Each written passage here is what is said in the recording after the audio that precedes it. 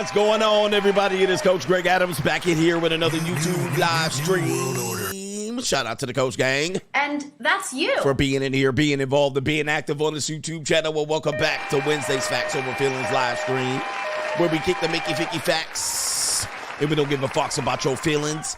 You in here with the Bruce Wayne of this ish, the King of Kings, the King of Content, and the Speaker of Truth. Yours truly, the Notorious one, a.k.a. Mr. Coachellini, better known as the Prognosticator, Coach Jadamas.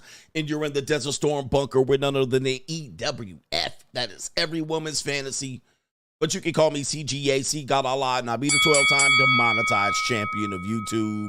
We got a great show for you today. We're going to talk about, we got a woman who said she used to be out here getting Shranyangs ran on her. I love these shows, man. How could y'all not like me?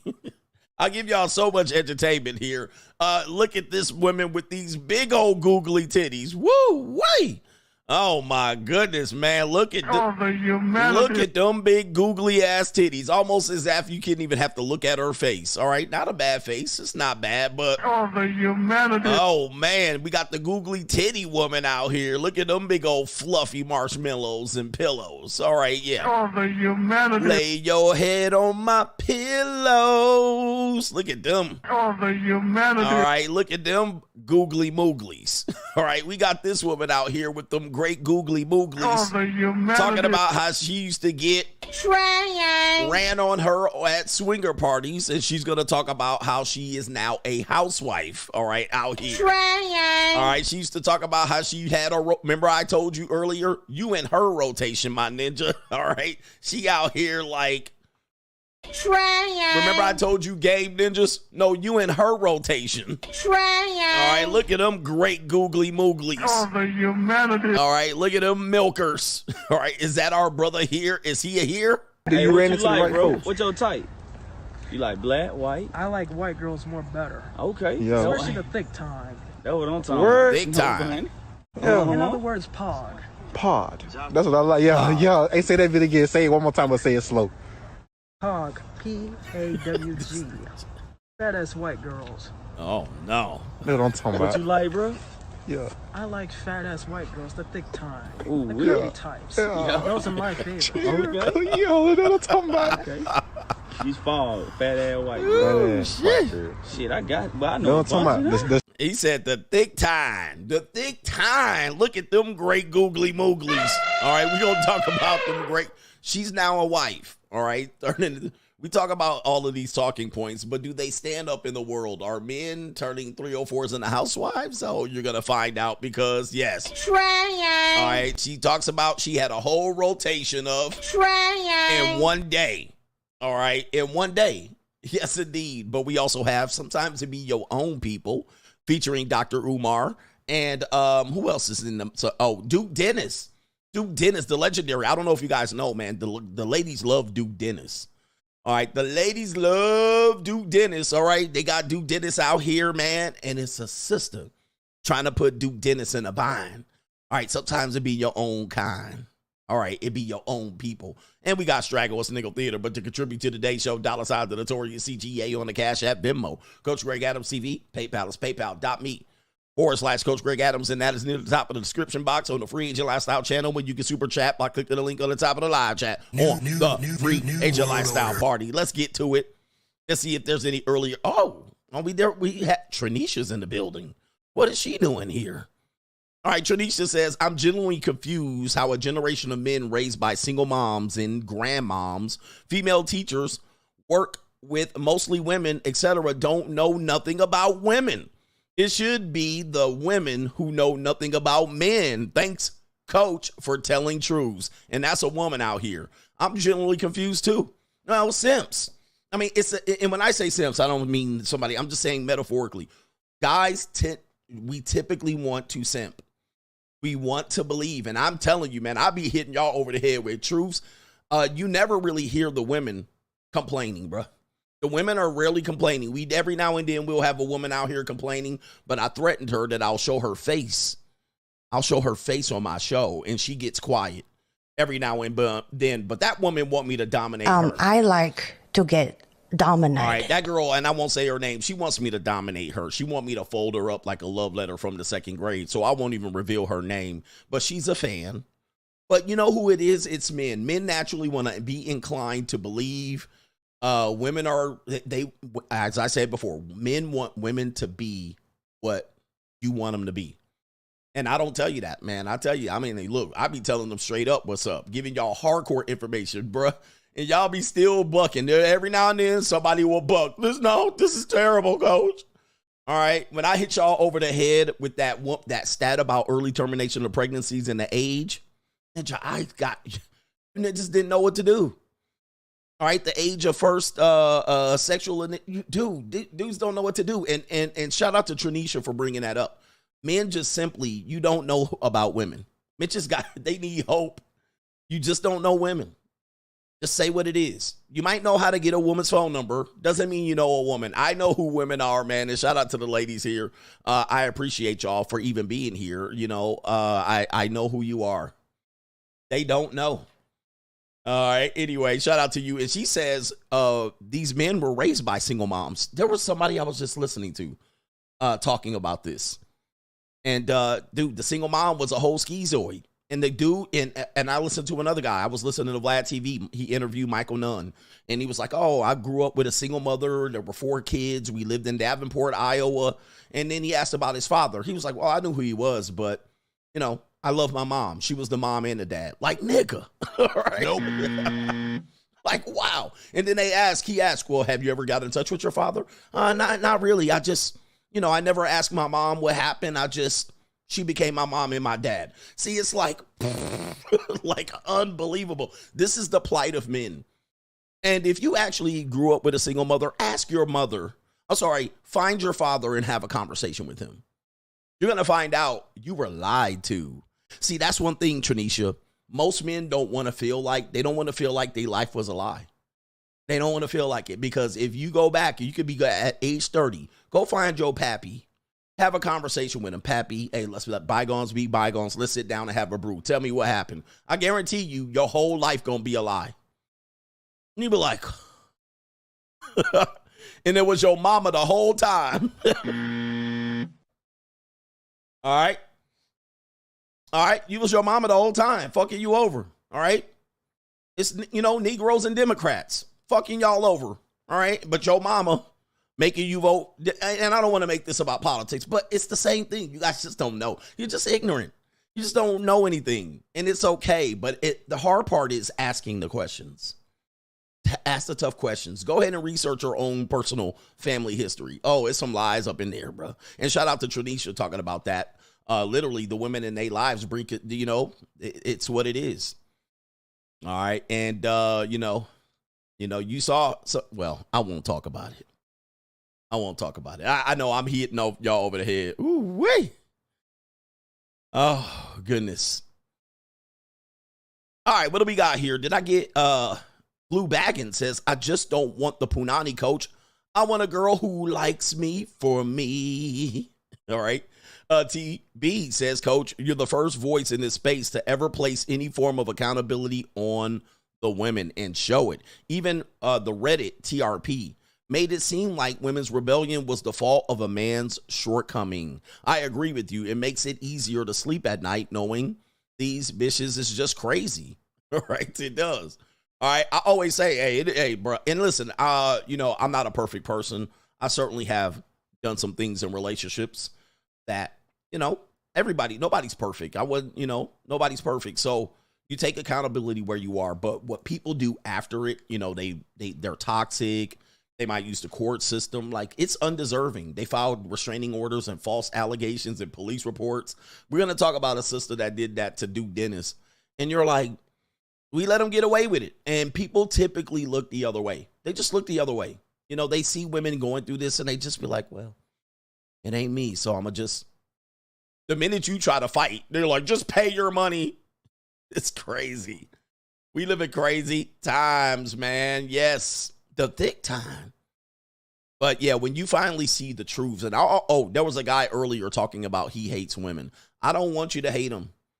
I mean, I want you to be indifferent towards them. At some point, you won't be shocked. And most men will grow up. At some point, you just got to just shake your head and be like,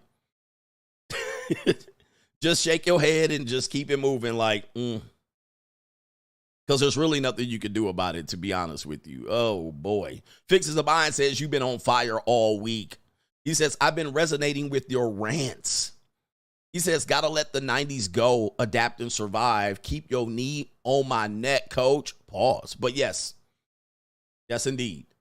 And I love the rants because people sometimes think that it's a distraction, but sometimes it actually brings up a good point because I could be on autopilot. You know, all of this stuff I know like the back of my hand. This shit is autopilot for me. These are things that I just didn't discover. I mean, I knew these things and I'm putting the pieces together for you. All right, because I discovered what it was. So the rants do wake me up a little bit because it's like, you know, these guys are really out here just lost. Now, nobody's able to deny or prove anything that I say to be false. Nobody. Nobody.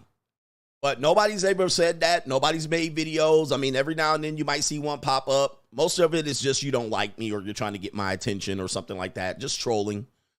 All right, but nobody's able to disprove what I'm saying is true. I do my homework. I'm thorough. I demonstrate it well. I present well. I speak well. I'm clear. I put a thought together. I have a philosophy. Right? But most people don't. They just come out here and just be rambling. Right? Abba dabba dabba. Nothing. So I take pride in that, and I take pride in that. But sometimes, you know, somebody deserves a good slap, and it wakes me up. It wakes me up because people need it. The pro-blacks need it. Ninjas ain't got no allies. I be looking around like, bruh, when y'all gonna take over America? You have 0 allies in the world. All right, look, the whole world. New world order. And I be like, what pipe dream are you smoking? Will you wake up? I mean, America in the Revolutionary War, they needed an ally.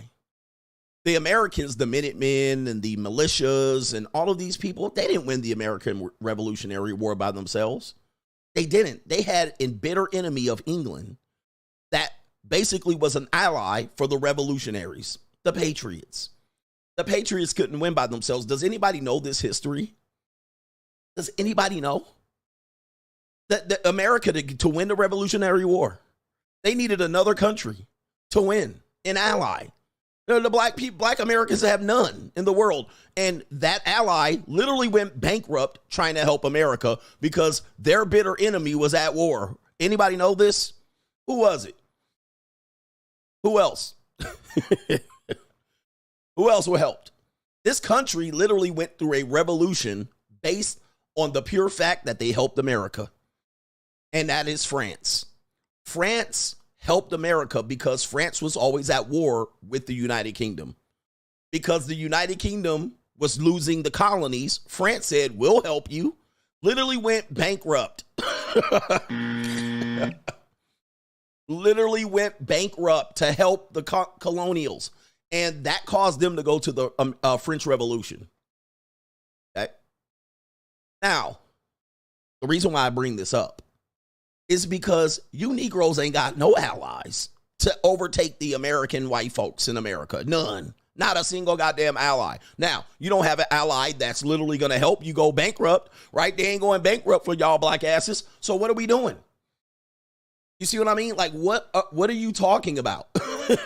They be talking about pipe dream shit. And I just be like, I don't know what people are talking about, man, bro. Y'all be talking about some crazy shit. But anyway, let me just bring this up. There's a dating coach. There's a dating coach that just put out a video in the last few days about one site. And that site is one of the sites that we talk about at the junior college. He literally just put out a video. Now, when I've been telling you, and I've been telling you this. Now, I've been telling you this for a long time. Okay? One of the things I've been telling you about is the JUCO is mainstream, and it's been mainstream for about a good 5 years. Aaron Clary's been talking about it. Even Myron talked about it. CGA's been talking about it. A lot of men been fighting it.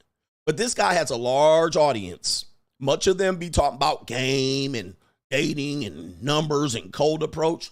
But just interesting enough, he just put out a video on the JUCO at one of the JUCO sites. He just put it out this week. Now, I'm not going to play it here because I typically reserve this only for locals. All right. He put it out 8 hours ago, put it out today. And they got about to go over there and fuck it up with their game shit. And I've been saying for a long time, it's these type of game ninjas that fuck it up for everybody else while saying that the tricks and the simps are fucking it up. But it's really the game people because they about to go over there and fuck shit up. They about to go over there and try to run game and get it for free and get these bitches and frustrate the whole marketplace and leave that shit all up in a crumple heap. They about to run their shit. And by the way, people act like they don't know me, but they be watching me. They be watching me and they cannot help it. But by the way, I'm just telling you, hey, the monetized dating marketplace is the new dating marketplace. It's the new dating marketplace. They couldn't help themselves. I thought y'all had all these hoes. I thought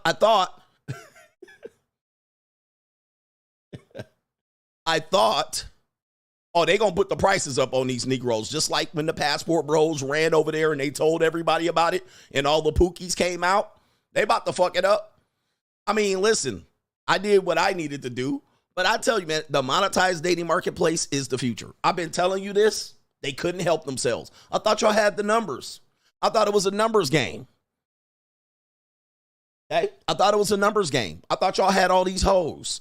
Why y'all over here? They over here now. Hey, they at the JUCO. And they gonna be trying to get it for free. Ay. Woo-wee. What happened to all that free pussy y'all was getting out here? Hey, man, they about to fuck the shit up right now. I'm telling you, man. But anyway, it's going to still make for entertaining content. Oh, yeah. And they comment section, oh, I ain't paying $100. I thought it was a numbers game. Why y'all over here with sugar babies? You know they're over there. Well, we're going to try to get the sugar babies for free. Didn't I tell you we're all sharing the same women? Didn't I tell you this? I told you this. Hey, man, you guys need to listen. Hold on for a second. Acknowledge me. Do not say the website. We don't promote the website here. Send them to locals. Didn't I tell you they always follow me? Remember I tell you, oh, I'll clap them cheeks and send them over to you. Well, I'm going to get her for free. You're always going to follow the money. You're always going to follow the money first. And y'all trying to fuck sugar babies for free now. Oh, okay. All right. I told you we were sharing. I guess you're going to try to get them for free. I guess that's how you win. I'm going to get them for free, though, coach. You still following me no matter what, and you're going to try. The word is try. You're going to try to get them for free. You're going to try to raise them up. I done told you. Acknowledge. I done told you. You guys got to start listening to me at some particular point. I don't miss.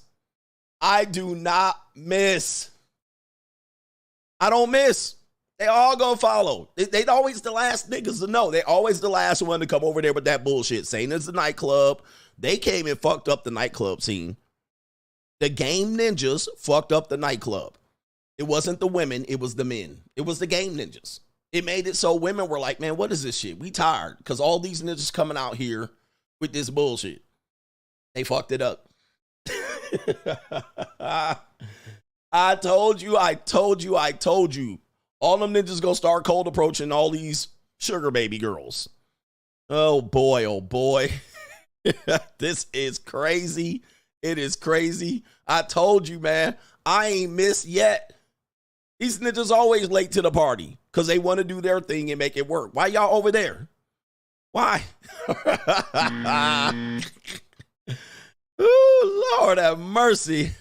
Why do all these content creators watch me and then they are under their pseudonym name? They never be up. They never be in my comment section. You never see them in the chat, but they're watching me. They cannot deny it. They're watching what I'm talking about and they're following and they cannot fucking help it. They can't play. Yeah, I ain't worried about it, but they're still going to mess it up because they come over there with their bullshit and the girls are going to be like, what the hell's going on? All right. And they're going to mess up everything all the time. I love it. I love it. Anybody who denying me yet, I'm so ahead of the game out here. And shout out to other brothers. Even Aaron Clary's been talking about it for years. Even Myron. I mean, I talked about it with Myron years ago. And he talked about kind of doing something like that as well. Man almighty. Them ninjas, bruh. Hey, shout out to Asa. Says, Coach, you're absolutely right. He says, I don't look like anyone in my family. However, someone from 100 years ago looks like my twin. He says, I'm not buying it, but been too afraid to get that DNA test. Woo! New world order. You're going to get that DNA test, and it's going to cause a family problem. It's going to cause a war in your family, sir. Kevin Sullivan said, what's up, Coach of the Coach Gang? Coach, I was just thinking about that today. I saw a Hispanic grocery store, and I wondered, damn, ninjas can't even agree, let alone start up a pro-black grocery store. I mean, really? Ninja can't start up a grocery store, but they got eyes on being and running America. For real. They got eyes on we're going to run America, and we're going to run white people out of here. Ninja, put a grocery store on the corner. You can't even get Bodega Papi off your block. You can't even get Habibi from making a good old chopped cheese sandwich off your block. And for some reason, you're setting your eyes and sights on the Pentagon. Like, bruh, where y'all at, man? These Negroes are something else. Like, what? You're going to run what? You don't even run your neighborhood. It is mind-boggling, bruh. Mind-boggling. Bodega Papi stabbing you in a goddamn grocery store. And you're going to run who? Somebody sent me a great video of a pastor going crazy on ninjas, thinking this is a mindset. Your mindset is all fucked up. You got your priorities all out of whack. Can't even talk to each other, bro. You can't even walk next to you. You know what I mean? They've been out looking at you, and we supposed to just get together at some particular point and take over America in the White House. Okay. Yeah. All right, I'll wait till y'all do it. Yeah, and we're going to get the Uncle Toms, too. The other pipe dream is that they're going to get and kill all the Uncle Toms. I love that one. And no Uncle Tom has been harmed since the Nat Turner revolt. Not one hair on an Uncle Tom has ever been harmed. When was the last time did you hear, and I don't want to encourage it, when was the last time you heard some Nuck Nuck, Pookie, Pojo, all right, Man, all right, when was the last time you heard them just start, going in on Uncle Tom's, driving up to the suburbs and going somewhere at the Grove and then kicking in the door on black guys dating white bitches, and they was just beating them up? When was the last time you heard that? I have never heard Uncle Tom's getting roughed up by ninjas. In their world, they're going to just take over and then start in on the Uncle Toms. And okay. And the Sambos and the sellouts. Yeah. All right. He said Marcus Garvey tried. They ran him out of Harlem. Facts. It ain't never going to happen, bro. They can't even coordinate. And here's the problem. Here's the main problem. Okay, you might do that. Let's say you're in Atlanta, Jacksonville, Tallahassee, somewhere where a hurricane gonna come sweep y'all the hell off the damn road. Okay, but let's say you're there and you got like 46% of the population and the blacks take over. Yep, Zimmerman's still out here. All right, but check this out. Let's just say y'all take over in Atlanta. What happens in Las Vegas? What happens in Salt Lake City and Portland and Seattle and Los Angeles? What happens there? You realize it's only like 5-10% of Negroes out there. What happens to them? Are they going to be prisoners of war? They're like, oh, y'all revolting? It would be easy to squash that because they're only 5-10% of the population. So y'all got Atlanta locked down. What happens in Chicago, Milwaukee, Detroit? What happens then, bruh? What happens then when the white people figure out there's a revolt and we've all pressed the button and now we're all caught off guard in Las Vegas and shit? Oh, what we doing? All right. And they just round us up. Oh, we got the message late. Oh, you sent the message at 8 a.m, but that was East Coast time. We were still sleeping on the West Coast. What happens then? Oh, we were still asleep, nigga. Oh, wait. I thought you said 8 p.m. It's 8 a.m. We're still asleep at 5. What happens then? I can't even get my goddamn shit. Oh, let me put my camo pants on and my helmet and shit. All right. Oh, wait. It's 5 a.m. Ninja still asleep. Wake up, nigga. We revolting.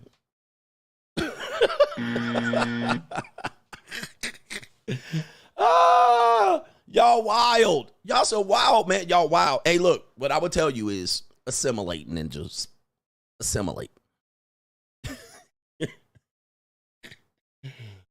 Oh my goodness. All right, you can't even get the NBA players to leave the national you-know-who-ish basketball association. I'm not going to say what race, what people. We know I can't say the that. The Negroes still playing for the NBA or I'm not going to say what NJA. Race, what people. We know I can't say that. They're just still playing ball. They can't even form their own league.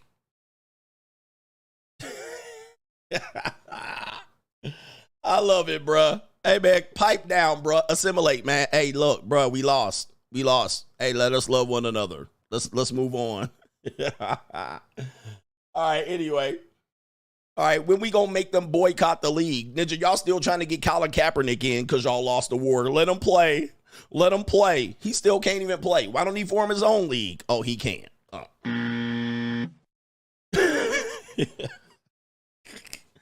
All right, hey, when all the black players leave the NBA to go to the Ice Cube Big 3 League, maybe we're on to something. They won't.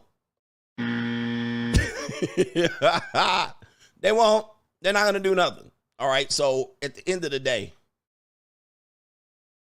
let's keep it 100.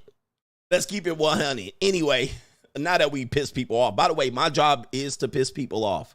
At this point, what am I supposed to get? I got to have some fun out of this.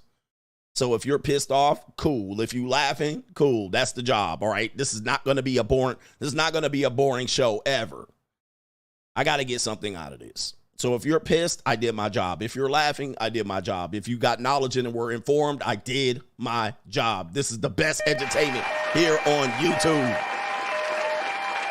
Nobody can do this. They can try, but they can't. Let's get into it. Straggle in Sniggle Theater. Like, ride with me if you ride with me, you can slide with me if you feel like 550 on the 5 sticky, come get high with me, that's a deal, right? Straggle and Sniggle. Oh, okay. All right. What's going on? Oh, I'm missing a banner. All right. What happened to my banner? All right, here we go right here. Straggle and Sniggle Theater here. We got a Karen alert. All right, we got a Karen going crazy. Let's go ahead and see what this Karen's talking about. She wants to speak to the manager. Oh, okay. Here we go. Customers from hell. Okay, here we go. Like that, it takes days. I want to talk to the manager. Okay, 1 second. Hi, how can I help you?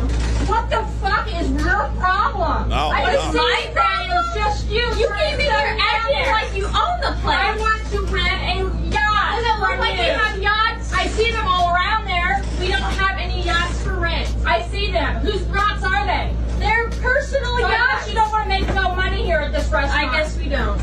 Well, what the hell are you doing? You cannot record me. Oh my goodness, is this a skit? Oh my goodness. I do like the she asked for the manager and the girl popped up. Yeah, this is a pretty bad acting, but I like this part right here. Here we go. It doesn't work like that. It takes days. I want to talk to the manager. Okay, 1 second. Oh no. Hi, how can I help you? Oh no, not the oh, that's terrible.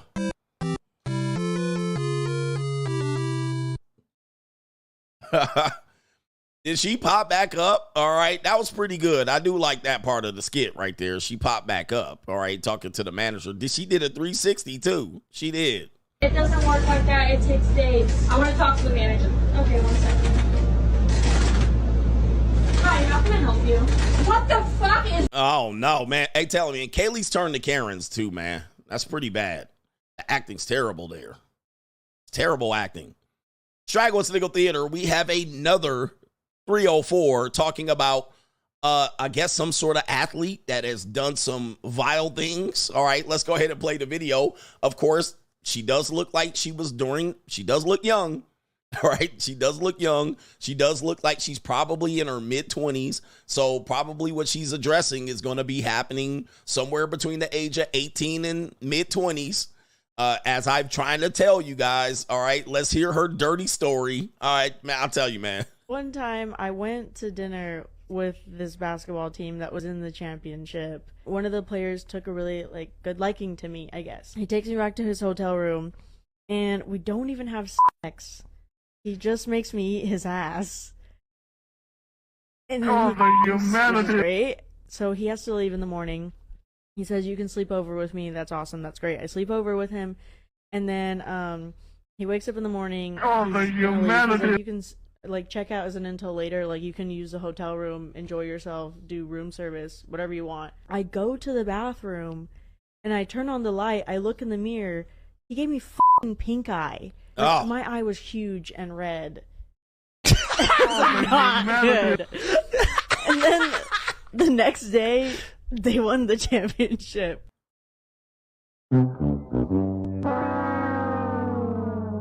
Guys, you guys end up dating girls like this, and she'll be like, "Oh, I have some friends that play for insert basketball team, the Atlanta Hawks, whatever it is." And she'll be like, "I dated a guy from the Pittsburgh Steelers." They will literally tell you this shit. And literally, that's the story. They're one bitch in one town talking about they dated somebody on some ex-football team or basketball team. Like, what? Like, why are y'all talking? What team is she talking about? I have no idea when this has been publicized. All right, it is hitting the airwaves again, making its rounds. But I'll tell you, man, women get in lots of trouble when they're young. You know what I mean? But they're still technically, legally, and physically women, sometimes mentally women. So since they're grown, they do this. And she could have been we now know 16 is the youngest age, depending on what state. We already had one girl say it, but you guys still gonna deny it. You still gonna deny it. They out here doing wild shit, spending nights in hotels and all this shit, and then they come back to you over a weekend, pop up on Monday. "Hi, how are you? What was you doing all weekend?" Right? I like when they disappear for the weekend. All right. And then they come back on Monday. "Hi. Sorry, what?" No, bitch, don't come back. Don't come back on Monday acting like, oh, you wasn't doing some shit like this. Because you were. All right, coach, you just thinking that. No, bruh, it's too obvious, man. You done got flown out all weekend, dug out, dookied on, and nutted in your eye. And on Monday, "Hi. What?" Have you ever had that? All right, she talk about eating out some dude's Duke shoot and then pop up trying to give you a kiss. One time I went to dinner with this basketball team that was in the championship. One of the players took a really good liking to me, I guess. He takes me back to his hotel room and we don't even have sex. He just makes me eat his ass. Oh, no. Hey, yo, chill, son. Hey, yo. Yeah. And then he comes, which is on your face. Obviously on your face too. All right. So you got doo-doo on your breath, salami on your breath, and nut down your nut. Hey, it is what it is. Oh boy. Oh, by the way, a lot of women don't realize that men, we deal with a lot. Ladies, I just want to give you a bit of advice. A lot of women don't understand that we deal with a lot of toxic women. Like, they don't realize it. They're like, "But I'm one of the good ones." We get a lot of toxic women thrown at us. It's the same thing as you guys saying you get pookies and broke guys and whatever you're calling them, but you're leaving out all the guys you're doing this to in NBA hotels. You're leaving out all of those facts. You know, they always leaving out information.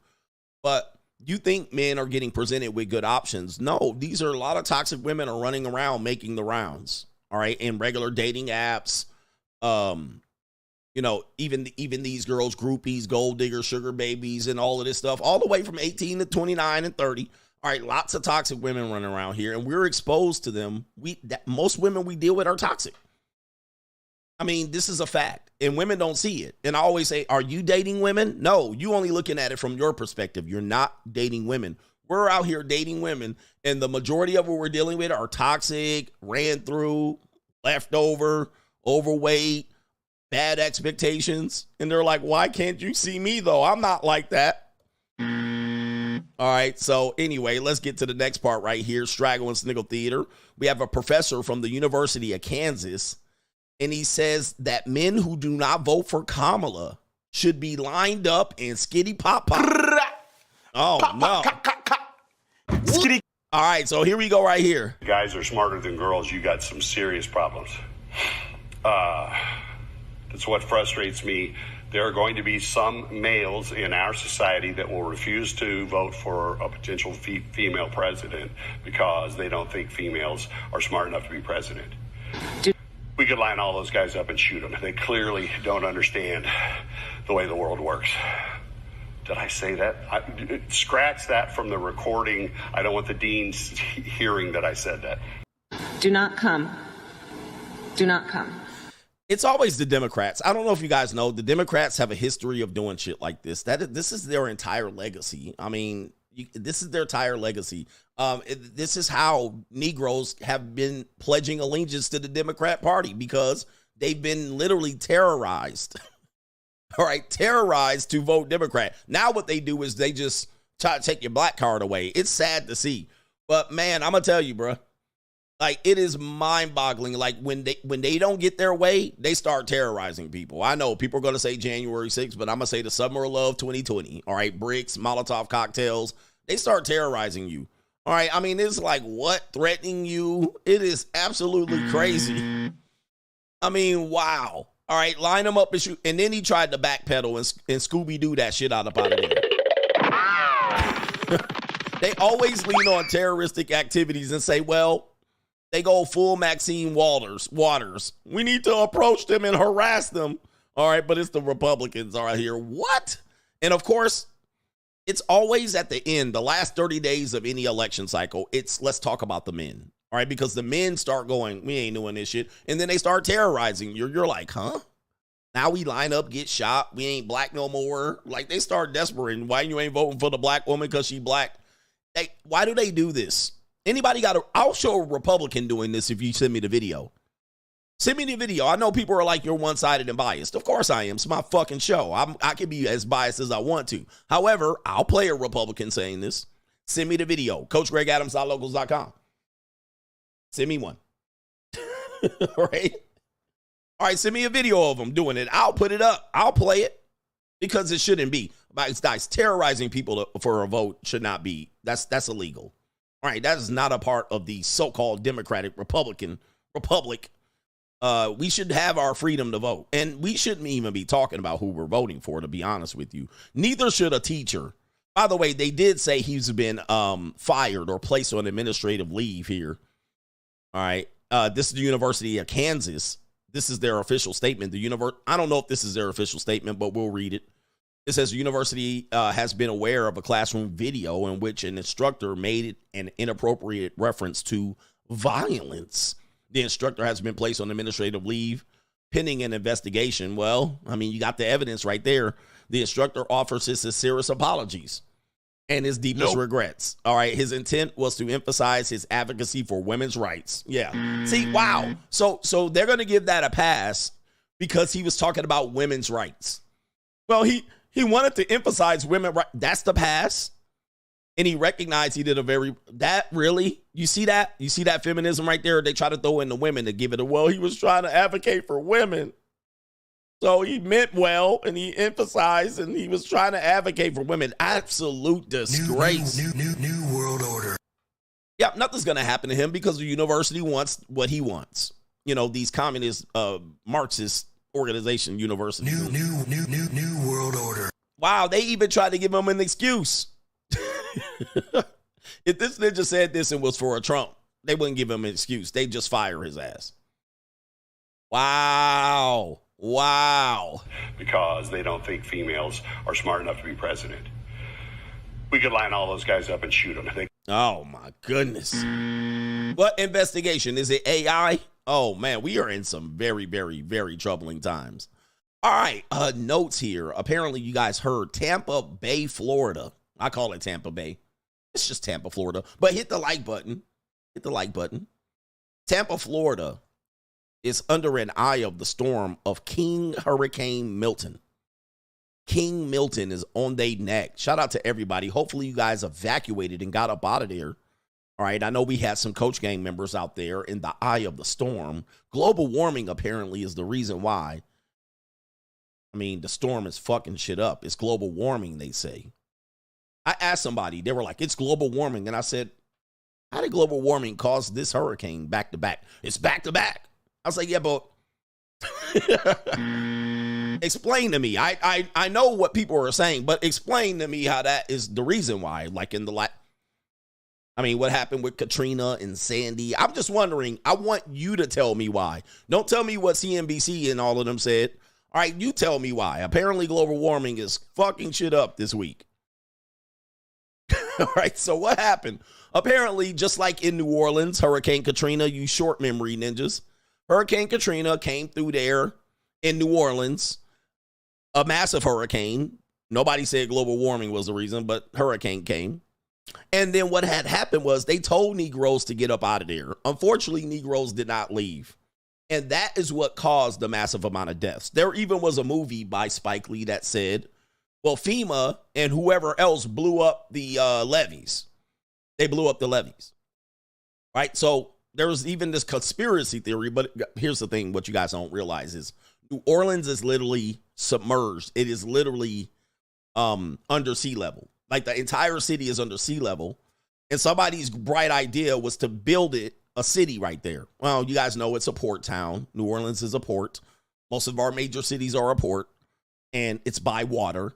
Most major cities are a port or by water, unless we're talking about the Louisiana Purchase podunk towns. But most of the cities that are known for something, ports. We learned that with the whole port shutdown thing for 3 days. So New Orleans is sitting right there. It's under sea level, the whole entire city. I mean, I lived there as well. I lived in Louisiana. If you ever live in Louisiana, what happens when you walk on the grass? It's murky. All right, the grass is murky. Like the water is right there where the grass is. All right, so when you mow your lawn in many places in this city or around this city, you're walking in murky, mucky water. It is actually it's weird. Right? You're like, why is the water sitting right there? And then what happens is it manifests. It's still water. Mosquitoes be right on top of the grass. It's absolutely ridiculous. Now, a lot of New Orleans, other than that area, is literally under sea level. So if you go drive across the bridge, Lake Pontchartrain, shout out to Lake Pontchartrain. All right. If you ever drive across that bridge, the water's right there. All right. The water right up on the bridge usually. So literally, the bridge is built kind of just right on top of the water. You can just skip all the way across the lake bridge. Right? It's kind of weird. And it's just a swamp. All right, that's why the French gave it away and everything all the way up to Montana. Just give this shit away. Nobody wants to ever live in this horrible places from Montana to Louisiana. This shit, nobody wants to ever live here, but people end up living there. All right, so that's neither here nor there. People end up going, we'll rough it out. It's cheap here. And you get what you pay for. But New Orleans is literally in a bowl. All right. The water's up here and everybody else lives down here. Well, what happened was Hurricane Katrina was coming and they said, y'all need to leave. You guys should leave because when Katrina comes, you guys are going to get fucked up. Basically what happened. Right? All right, somebody, we got a simp in here. Hey, man, stop spamming the chat. Stop spamming the chat. Yeah, get that simp in there spamming the chat. Man, you don't do that. This is my show. Well, here's the deal. What happened was people start saying they couldn't afford to leave. They could not afford to leave. That was the excuse. Now, like I said, I lived in Louisiana in 2001. I lived in Louisiana in 2001, so I do know there's a lot of poverty there. Lots of poverty. It's crazy poverty there. A lot of people don't have cars. People were really living in shotgun houses with no front door. I mean, terrible conditions. Roaches everywhere. I used to go to people's house in Louisiana and New Orleans. Roaches everywhere. This was in 2001. It was bad. All right, it was a bad place. It's a bad place. A lot of poverty over there in the, I think it's not 5th Ward. There's a 3rd ward. The Hot Boys were there. And it is a bad poverty. Like, people were very much impoverished there. And it's very old, antiquated. You will see things that look like it was antebellum South. People living in the bottoms. I mean, lots of poverty there. The 9th Ward. It really is the bottom. Yes, these are the bottoms. It's really the bottoms there. So anyway, if anybody knows the reference to the bottoms. So anyway, because they said, hey, this is going to be a crazy ass storm, you guys should evacuate, people didn't evacuate. People were literally going to ride it out. The 9th Ward. Shout out to the Wardy. Shout out to the Wardies. All right, but people said, I can't leave. Where are we going to go? Now, this is a quagmire.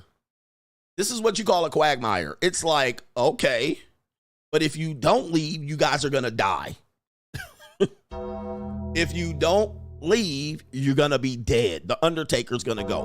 We're going to have to rescue you guys, and we can't. And by the way, it was sweltering hot during this time. New Orleans is always sweltering hot.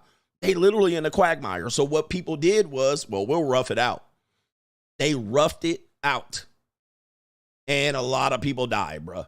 A lot of people died. I mean, a lot of people then were displaced. People moved all over Dallas, Houston, all through Arkansas, across the country. People got completely displaced. It was a horrible time. A lot of women start saying, well, these men need to help us. But of course, single mother rate, absolutely ridiculous. And people's complained that said impoverished people cannot evacuate. So they just left and said, well, we just going to ride it out, right? Not knowing anything about the levees, not anything about the fact that you're living in a goddamn bowl. You just basically was like, nah, we just going to sit here. And a lot of people stayed to rob and loot. Yeah. A lot of people stayed to rob and loot. They were like, we're going to ride it out and then we're going to rob and loot everything. And by the way, if you think I'm lying, but guys, anything over there, there were people out there literally robbing and looting. They were waiting for the opportunity. Yeah, all over Oklahoma. Yeah, people were dispersed. Even in Southern California, people got dispersed by the hurricane. Now, the reason why I'm saying this, yeah, the Superdome, I mean, people were dying. People couldn't get their medication. A lot of elderly people in New Orleans at that time because you got a lot of generations of people that just live off medication and don't do shit. You know what I mean? And they just sit around and They got hammered. Now, the problem is this. We're here again. Again, nothing ain't changed but the date on the calendar. This woman is saying the same thing. And of course, she probably wasn't even alive or barely alive during Hurricane Katrina. She's probably going to mention global warming because that's what they were taught in school. But we're at it again. Evacuation money. Let's hear what she has to say. Oh, no. Here we go right here. Same story. Y'all be like, y'all need to evacuate. Y'all need to evacuate. Do y'all got evacuation money? Because I can't afford my rent here. You think I can afford to go somewhere else? Like, it's not free to evacuate. Gas already high. And you talking about, I need to get on the road, go somewhere, and I got to pay to go wherever I'm going. Like, what are y'all talking about? Evacuate. You're not taking it serious. Baby, my bank account, I guess not taking it serious because I can't afford that.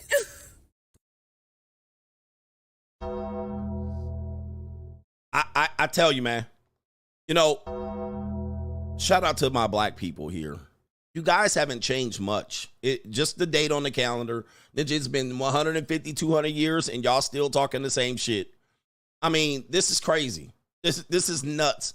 Ma'am, who installed that wig on your head?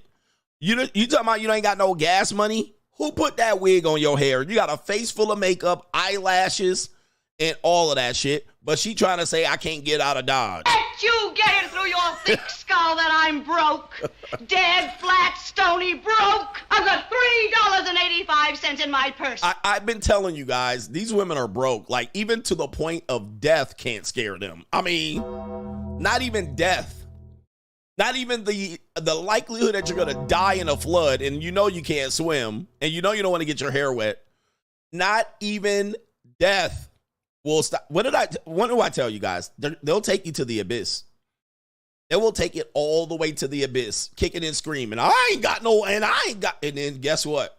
If they happen to survive and get a bow, help, all the way.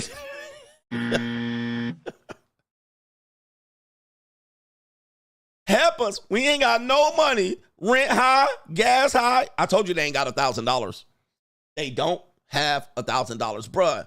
I mean, and you had plenty of time. Everybody, I heard about this storm hitting on Sunday.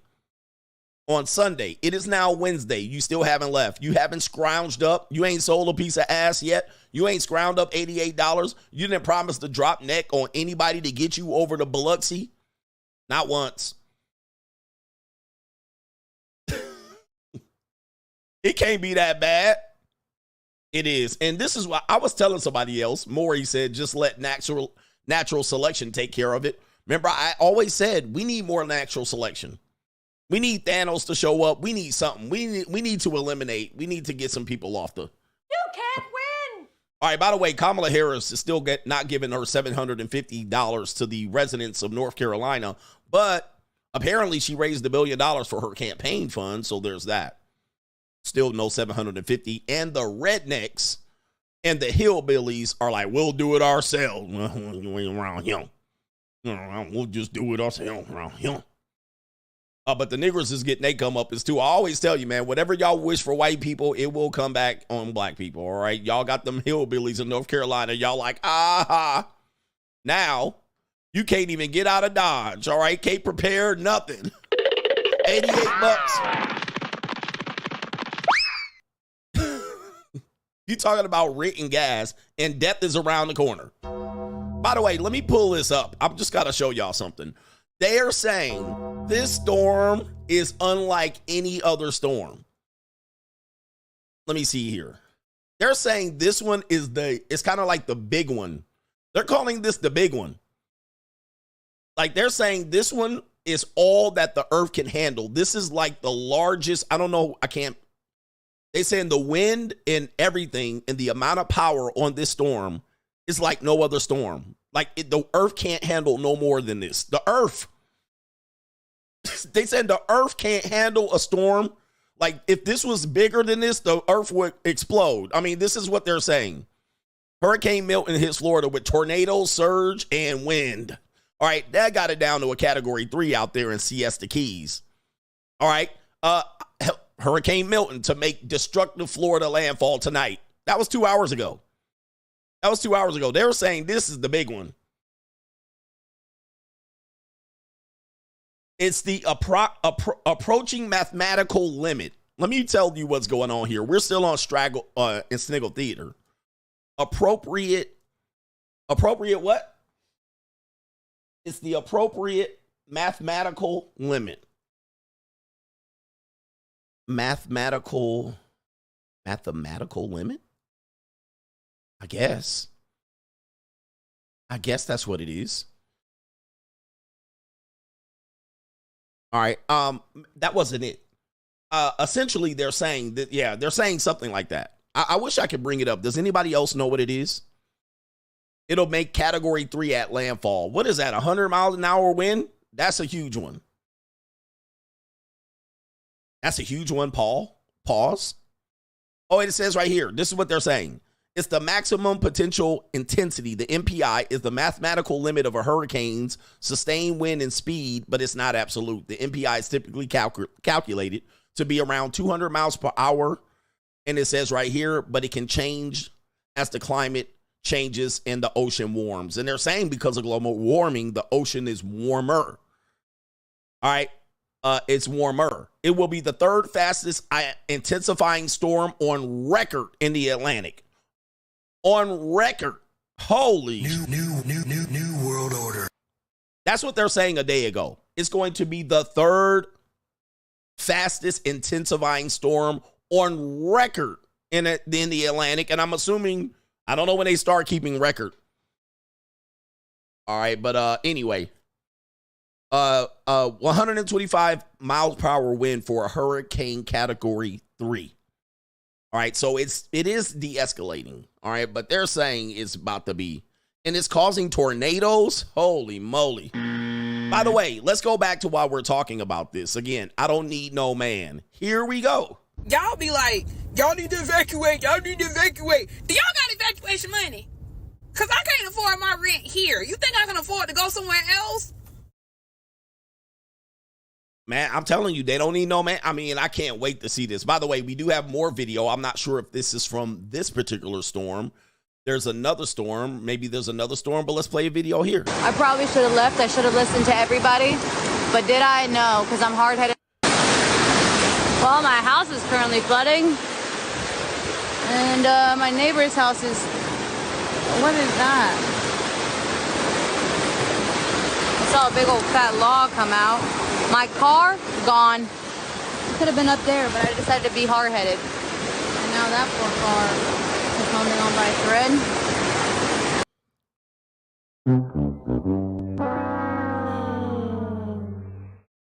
And somebody says she holds herself accountable. Really? You mean while her house is being flooded and cars are being washed away, you think that's an appropriate time to hold yourself accountable? That's not accountability. That's reality.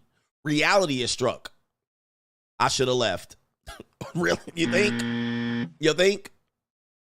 But she didn't have no rent money. Where am I going to go? Like, it's not free to evacuate. It's not free to evacuate. Yep, this looks like North Carolina. Yeah, this is a few days ago. I should have left. Yep, I should have. I called the emergency. Emergency. HEP. You don't need no man. We don't need no man until the storm comes out. All right, I called the emergency, so now they're going to helicopter your ass out. Now they got to get all the rescue mission and spend all this time for just you. All right, but you could have left, and you didn't. And that's you. They said they're going to be on their way, but... I bet you they ain't going to rush. I don't know how many people are probably already calling them. I'm pretty sure a lot of people are calling them. All right, a lot of people are calling them. Oh, this wig is gone, man. This wig is gone. Lots of people are calling them. I probably should have left. I should have listened to everybody. But did I? No, because I'm hard-headed. Yep, I'm hard-headed. I think I know better. That man on the news doesn't know it's better. So it'll be all right. I'll write it out. Okay. Oh, no. Oh, man, this is terrible, man. Hey, I guess that's Straggle and Sniggle Theater. Like, ride with me if you ride with me, you can slide with me if you feel like 550 on the 5 sticky, come get high with me, that's a deal, right? Hey, man, I can't tell them. Y'all just want to be out here trying to keep them in check. I always say, man, I can't help women, man. If y'all don't want to listen, you don't want to listen. But what I ain't going to do is die, because that's what happened in Hurricane Katrina. A lot of those women, like your Nana, old-ass granny with the polka dot panties, your mammy, all right, your sisters, they was like, don't leave us. Stay with us. And you was like, well, all right. And guess what happened? You stayed with your mammy. You stayed with your grandmammy. When y'all could have got a rental car. Oh, I remember what happened. They couldn't get rental cars. They were like, we couldn't get one. Why? We didn't have a credit card. Somebody said there's white privilege. They didn't say white, though. All right. They're saying the privilege. Look at this. Being in a position, this is a woman, Eve, by the way. Her name is Eve. You can't make this up. Being in a position to evacuate is privilege. Not everybody understands that because they can't see past their own privilege. Not to say they are bad, just unaware.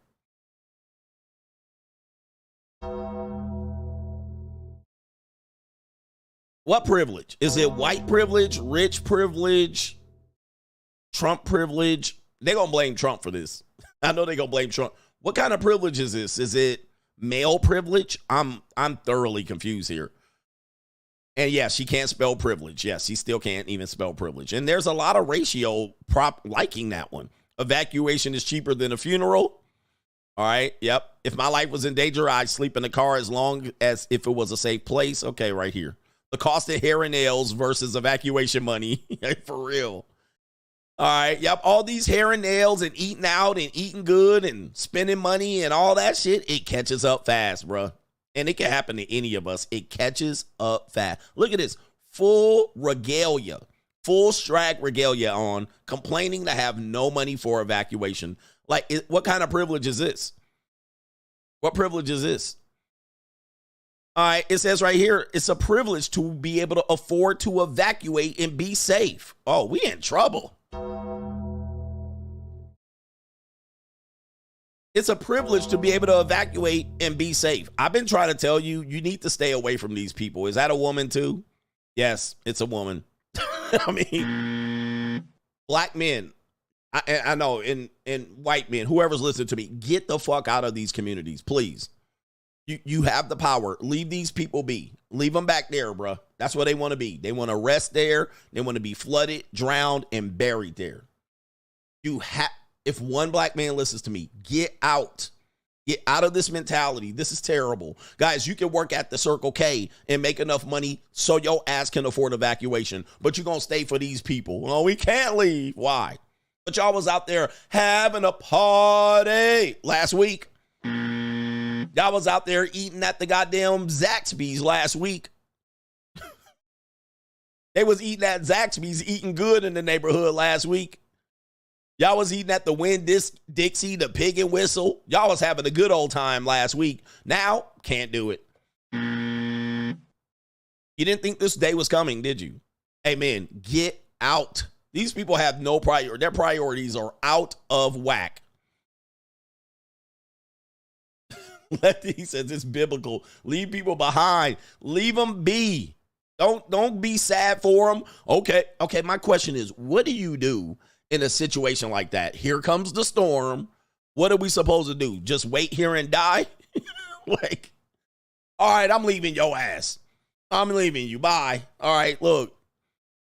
This is unreal, man. We live in some unreal times, bro. I mean, people be running to victimhood real quick.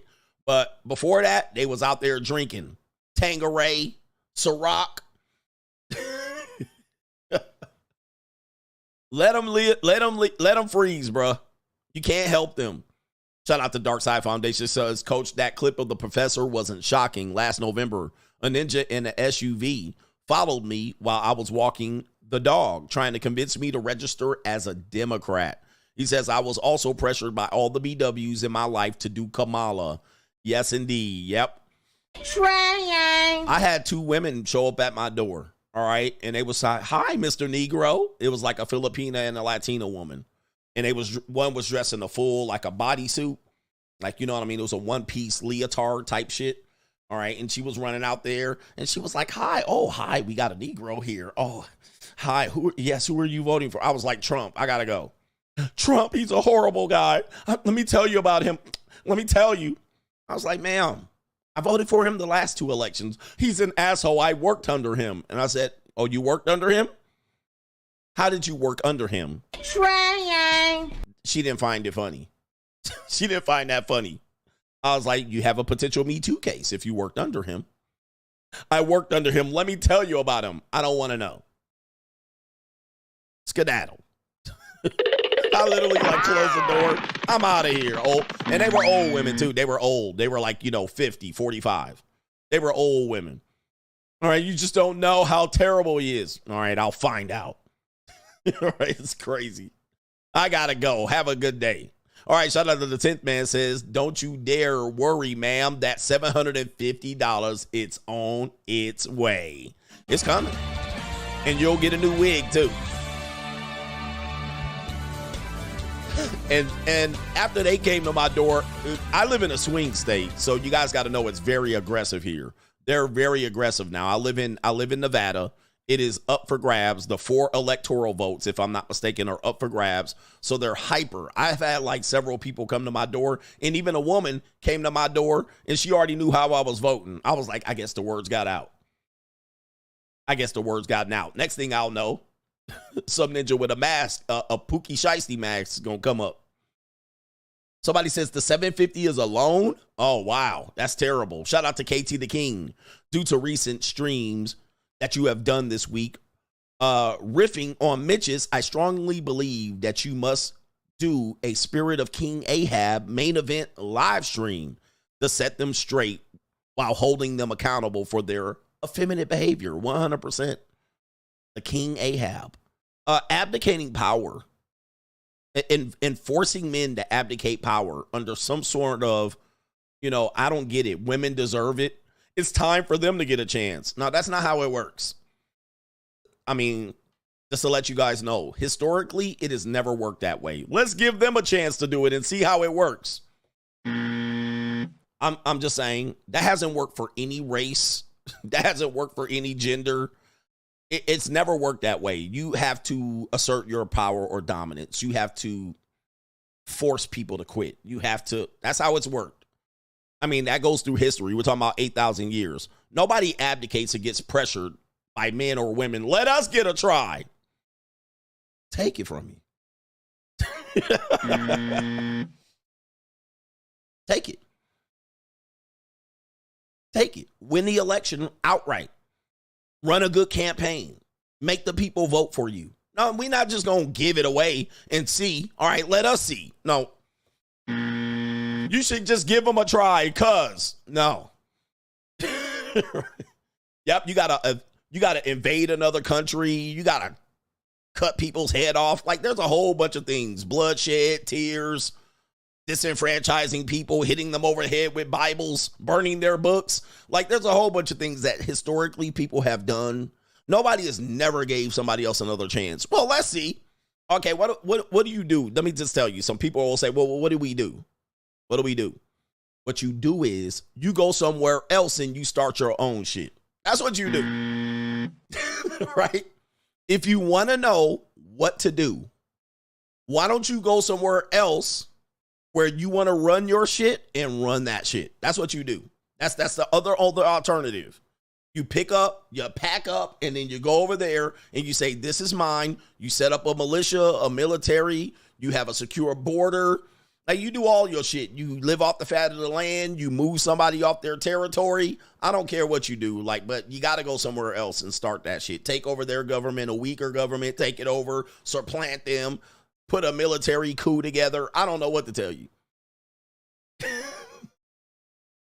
All right, but somebody says winner keeps the controller, as they used to say. All right, winners stay, losers leave.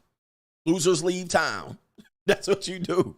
I mean, look, this whole idea of just pressuring and shaming people to do something like crazy like that is insane. It doesn't work like this historically. Yeah, he said grapes must be busted. Bust some grapes. I'm not telling you to do it, but bust some grapes. All right. And they just don't want to bust no grapes. Just give it to them and let us see. Now, shout out to our brother Bravo in the building. Longtime supporter, pause, but the JUCO is real in the field. He says across the street, a little Ling has this retired military guy pulling up every day. She gets out of the vehicle with bags every time. Shout out to the coach gang. It might be me. That might be me you seeing dropping off Ling. Yo, he's seeing it, man. Hey, man, when your eyes wide open, you can see it. When you see it, you'll never, what we say is when you see it, you'll never unsee it. You'll think about it. You'll be like, what is this shit going on? Maybe she's his nanny. Maybe she's his nurse. Maybe, that's his daughter's friend. But you seeing me, because I'll be dropping off Lings all the time. That you might be seeing me, bro. All right. Anyway, maybe, and ninjas will not see it. Maybe that's his employee. No, that's not. What kind of fuck you give me? That's him fixing binds. All right. And he says, I watched this show, Yellow Jacket. He says, all I saw was the marriage wheel, how women are by age 25, the emasculation of men, and everything else you are correct about women. He says, acknowledge me, Yellow Jacket. Acknowledge Somebody told me to watch that too. I'm going to have to watch that. Thank you. H Everyday has about, how many do you got? 3 of them. He says, I worked in strip clubs, DJing at 16 and 19. I've seen how predatory girls are. And yes, girls were 14 stripping. And old broads, 25. 25 is an old stripper broad. We're banging football and basketball players, talking about they came up on a ninja. One thing that people don't understand, guys, is that these strip clubs do hire minors. It's not all of them, but they do. I know, and women will tell you the same thing they do. And I actually shared a story of a club getting busted up. I think it was in Florida, and they had a bunch of minors up in there. All right, so he says at 17, he says, I had a 35-year-old stripper kind of cuff me and school me to the world, as she said.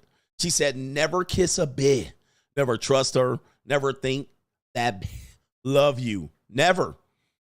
Never. And some of these girls been strippers in the past, but they're, by the way, I'm going to play a video of this. Guys, when you're on the dark side, you know, some of these girls, stripping is a kind of a short, it's kind of like game. Stripping is like game. And when I tell you game is a short-term strategy, this shit only works. I mean, you can't even keep the energy up to keep doing this. Eventually, you're going to have fatigue. And you're not going to run game for like 30 years. You're not going to do it. All right. Even the dating coaches that say run game, they ain't running it for longer than a couple of years. But stripping for women is similar, where they'll do it young. Sometimes they're a minor. Sometimes they'll do it, 18, 19, 20, let's say, because you guys like 18. And that's what makes you comfortable. But we already know that they start before this.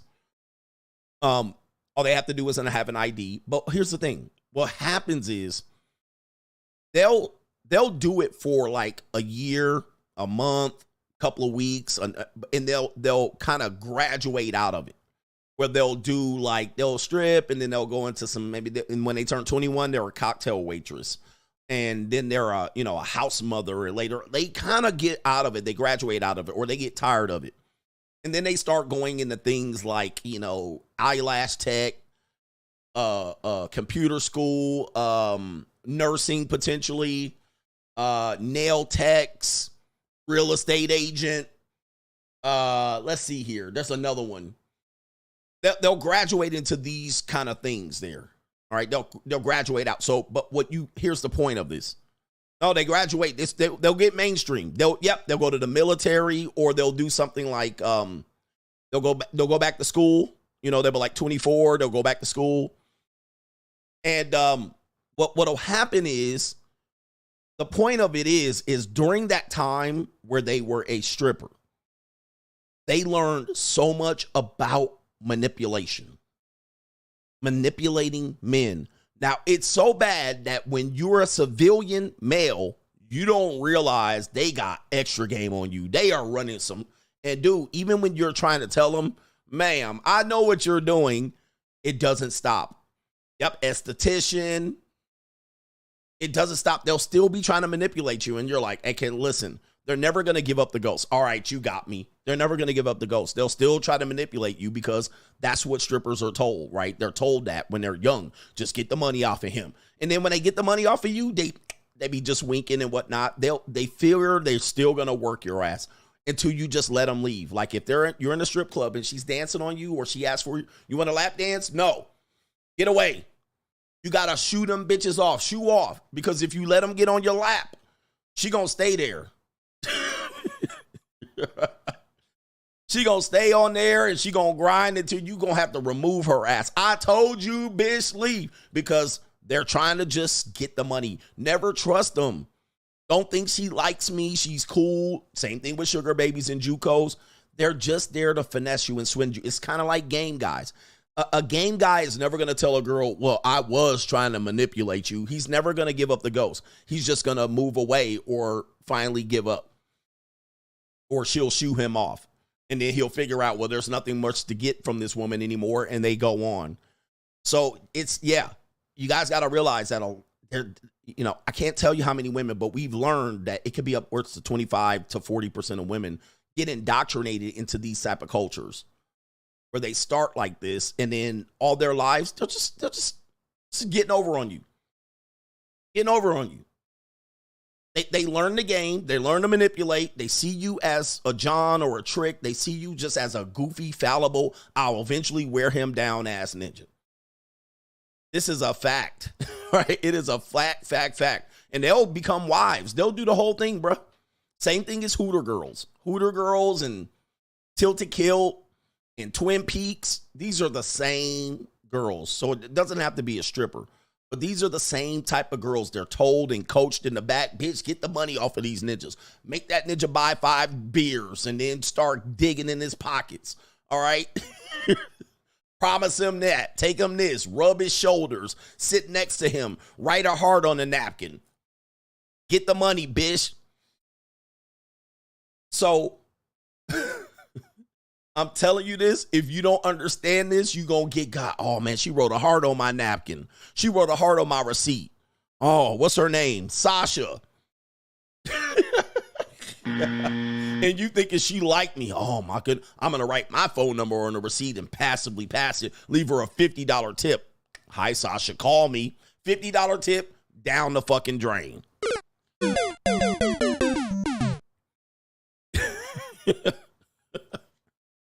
She'll rub your leg and sit next to you and swing her leg, hike her shirt up.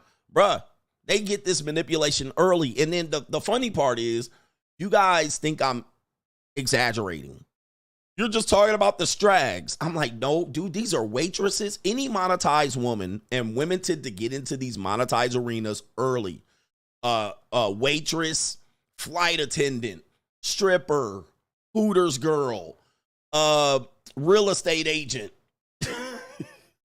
He said Crystal. A woman that works in the suit department at a department store. They're coached to coax and get the money. Pharmaceutical sales. These are all monetized pseudo stripper jobs. Where they are there, they put on a tip shirt. They do all the shit in the high honey deer and all of that shit is just all manipulation, man. And you guys fall for it, talking about you running game. I'm like, they are so past the game, it's ridiculous. Yeah, bottle service girls.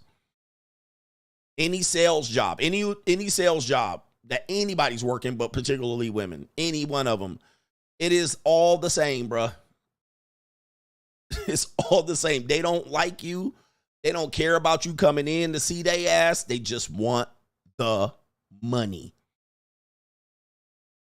And they gonna get it off your goofy, gullible ass by and you just be eating it up. It's wild. And they will call you regulars, and they work at Hooters or a waitress job. Oh, he's one of my regulars. Sit over here, Thomas. Thomas, sit over here. Oh, hi, Stacy. I'm here again, honey. Yep, massage therapist, esthetician. It don't matter. All these jobs are to hustle the shit off of you, man. But look, I'm trying to help y'all out. Yep, golf cart girls. Golf cart girls. Girls that work at the golf cart. My ex-wife did that job. She never said she hooked up with anybody, but what she said was, oh, I used to get these guys for the tips. Golf cart girl. These are all swindle jobs. They get you out here. They get you liquored up. They do some little flirty. They act bubbly and cutie. Twist their hair. And you're like, I'm running game on her. They just call you a regular or the big spender or the tip good guy. He tips good. Am I giving y'all game? This is the game. He tips good. He tips good. I had some Hooter girls school me on that one. It was like, oh, here he come. He coming in the door. All right, he's a good tipper. All right, and then they go, boom, boom, rush right to the guy. How you doing? Come here, Roger. And Roger comes in all goofy, about to buy 18 beers. All the girls like him. He tips good.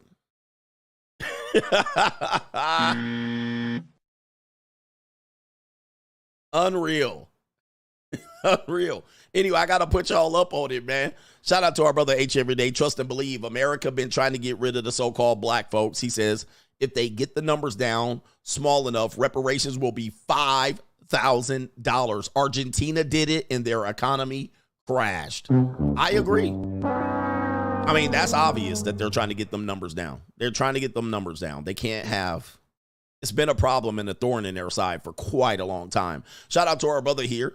Dinero Tranquillo says, facts. He says, I can't tell how many women that I've met that goes both ways. Current and former sugar babies. Ran through.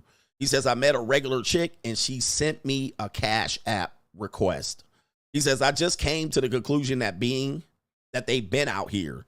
I bloomed late in my life. And that is what I get. Indeed. JUCO for life. Let me see here. Rational Rationality says, Coach is right about Louisiana. I lived in Mobile, Alabama for grad school and used to go to Austin all the time on my breaks. And he says, in Lake Charles and Sulphur, Louisiana on I-10, they call it the interstate, before you get to Lafayette. And it's hell on earth with poverty and refineries. Shout out to them. And Opelousas is on the way there, if I'm not mistaken. I was in Opelousas, Louisiana, in near Lafayette. I ain't seen that much poverty ever. And I was coming from SoCal. I was like, this crazy, bro. I'm like, this is crazy levels of poverty. I hope it's gotten better, but they had some folks that are down bad back there. You already know Hurricane Milton. He says, wasn't that the guy's name that wanted the red stapler in Office Space? He says, hit me with the, oh, no. Oh, no. A couple more, and then we're going to get to sort of the main event. Rob says, fellas, remove your heart and be logical. As CGA said, the barbarian is here. Yeah, don't fall for the victims. Yes, don't do it. The fake tears and most of all, the GoFundMe scams. They're going to be out here scamming you. These renegades are starting to crash out. Let them and embrace being a free agent villain. Indeed. Hey, I've been saying this. Look, I know people don't like this. But I said, at some particular point, it's going to all come crashing down. I said this. I said, who remembers me saying this? I said, this economy is so bad. I said, what typically tips it over the scale is a natural disaster. I don't know. I know sometimes I just be saying shit and you don't hear me. But I said, when the economy is bad, all it takes is a natural disaster to tip people over the scale. And that's where we're at over there in Florida, North Carolina, some parts of Georgia, Tennessee.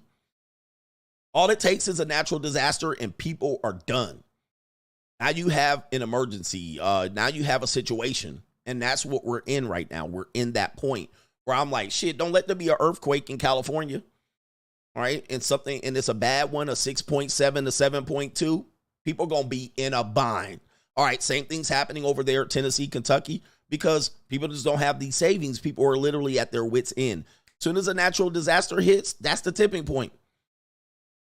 People are going to be exposed. He says, I've been saying that in the 5 things. Yep.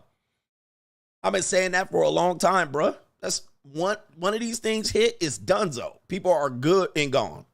All right. But, it's the weakening of people who don't see it coming. They're like, oh, I'm going to be good as long as I can just get through next week. Here come the hurricane. Now what? Now you're stuck. All right. Now you can't even get out of Dodge. All right. So this is why I'm always telling you, you got to be prepared. Like, whatever you do, guys, as a man, hustle your ass off. I know it's easy to fall into this trap of we don't have to work and this is, hustle culture and what do they call it? Work-life balance. It's easy to fall into that. You got to defeat that and become part of the 20% that have a chance. The rest of them, natural motherfucking selection will take its course, as Maury said. Let natural selection handle the rest of them. But you don't want to be in or around that type of people because they will get your ass fucked up out here. They will have your ass fucked up. And then when you got fucking flood waters and you walking in 5-inch water in your house. All right. Don't fall for the okie doke. Gen Z do not have it figured out with this work-life balance shit and working 4 days a week and 3 off. This is not it, bro. Go get it. Hustle. Go get some shit. Grind. Whatever you need to do. Grift. Don't let these niggas tell you grifting is bad. Grift, nigga. Grift. Do whatever you got to do, bro. Because, ninja, it's dog eat dog. It's kill or be killed. It's eat what you kill. It's survival of the fittest. Don't ever let them think otherwise. That's what we go in here and do. Okay? Don't let these ninjas, that's tricking. Trick. Whatever you got to do, bro. Don't let these losers and these coochie commies, don't let them not let you get over because they just don't want you to get out. Crabs in a barrel. Do whatever you need to do to get to what you need to do. Don't be out here wasting time chasing and running game and the hurricane hit your ass. Now you fucked up. Okay? Get on your shit, bruh. Because most people ain't. And when they ain't, they going to have you looking stupid. Oh, I can't evacuate. Oh, okay. Oh. Stay with me. Survival of the fittest. Survival of the fittest. You got to be out here mean. Last one. You got to be mean out here. And we got our brother here, Sergeant Tony. He says, where are all the Team Kamala celebrities at for the hurricane victims? Blacks make up 23% of North Carolina, 21% of South Carolina, and 16.5% of North Florida. That includes 28% of Jacksonville. She better not campaign in these places. Unfortunately, this could be a bad result for Kamala.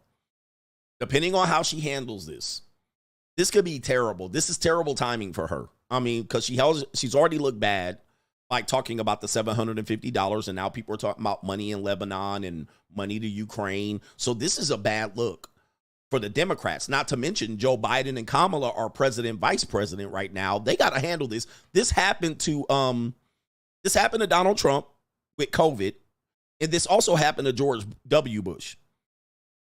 George W. Bush faced the same fate when it came to, I want to say the housing bubble, the market crash.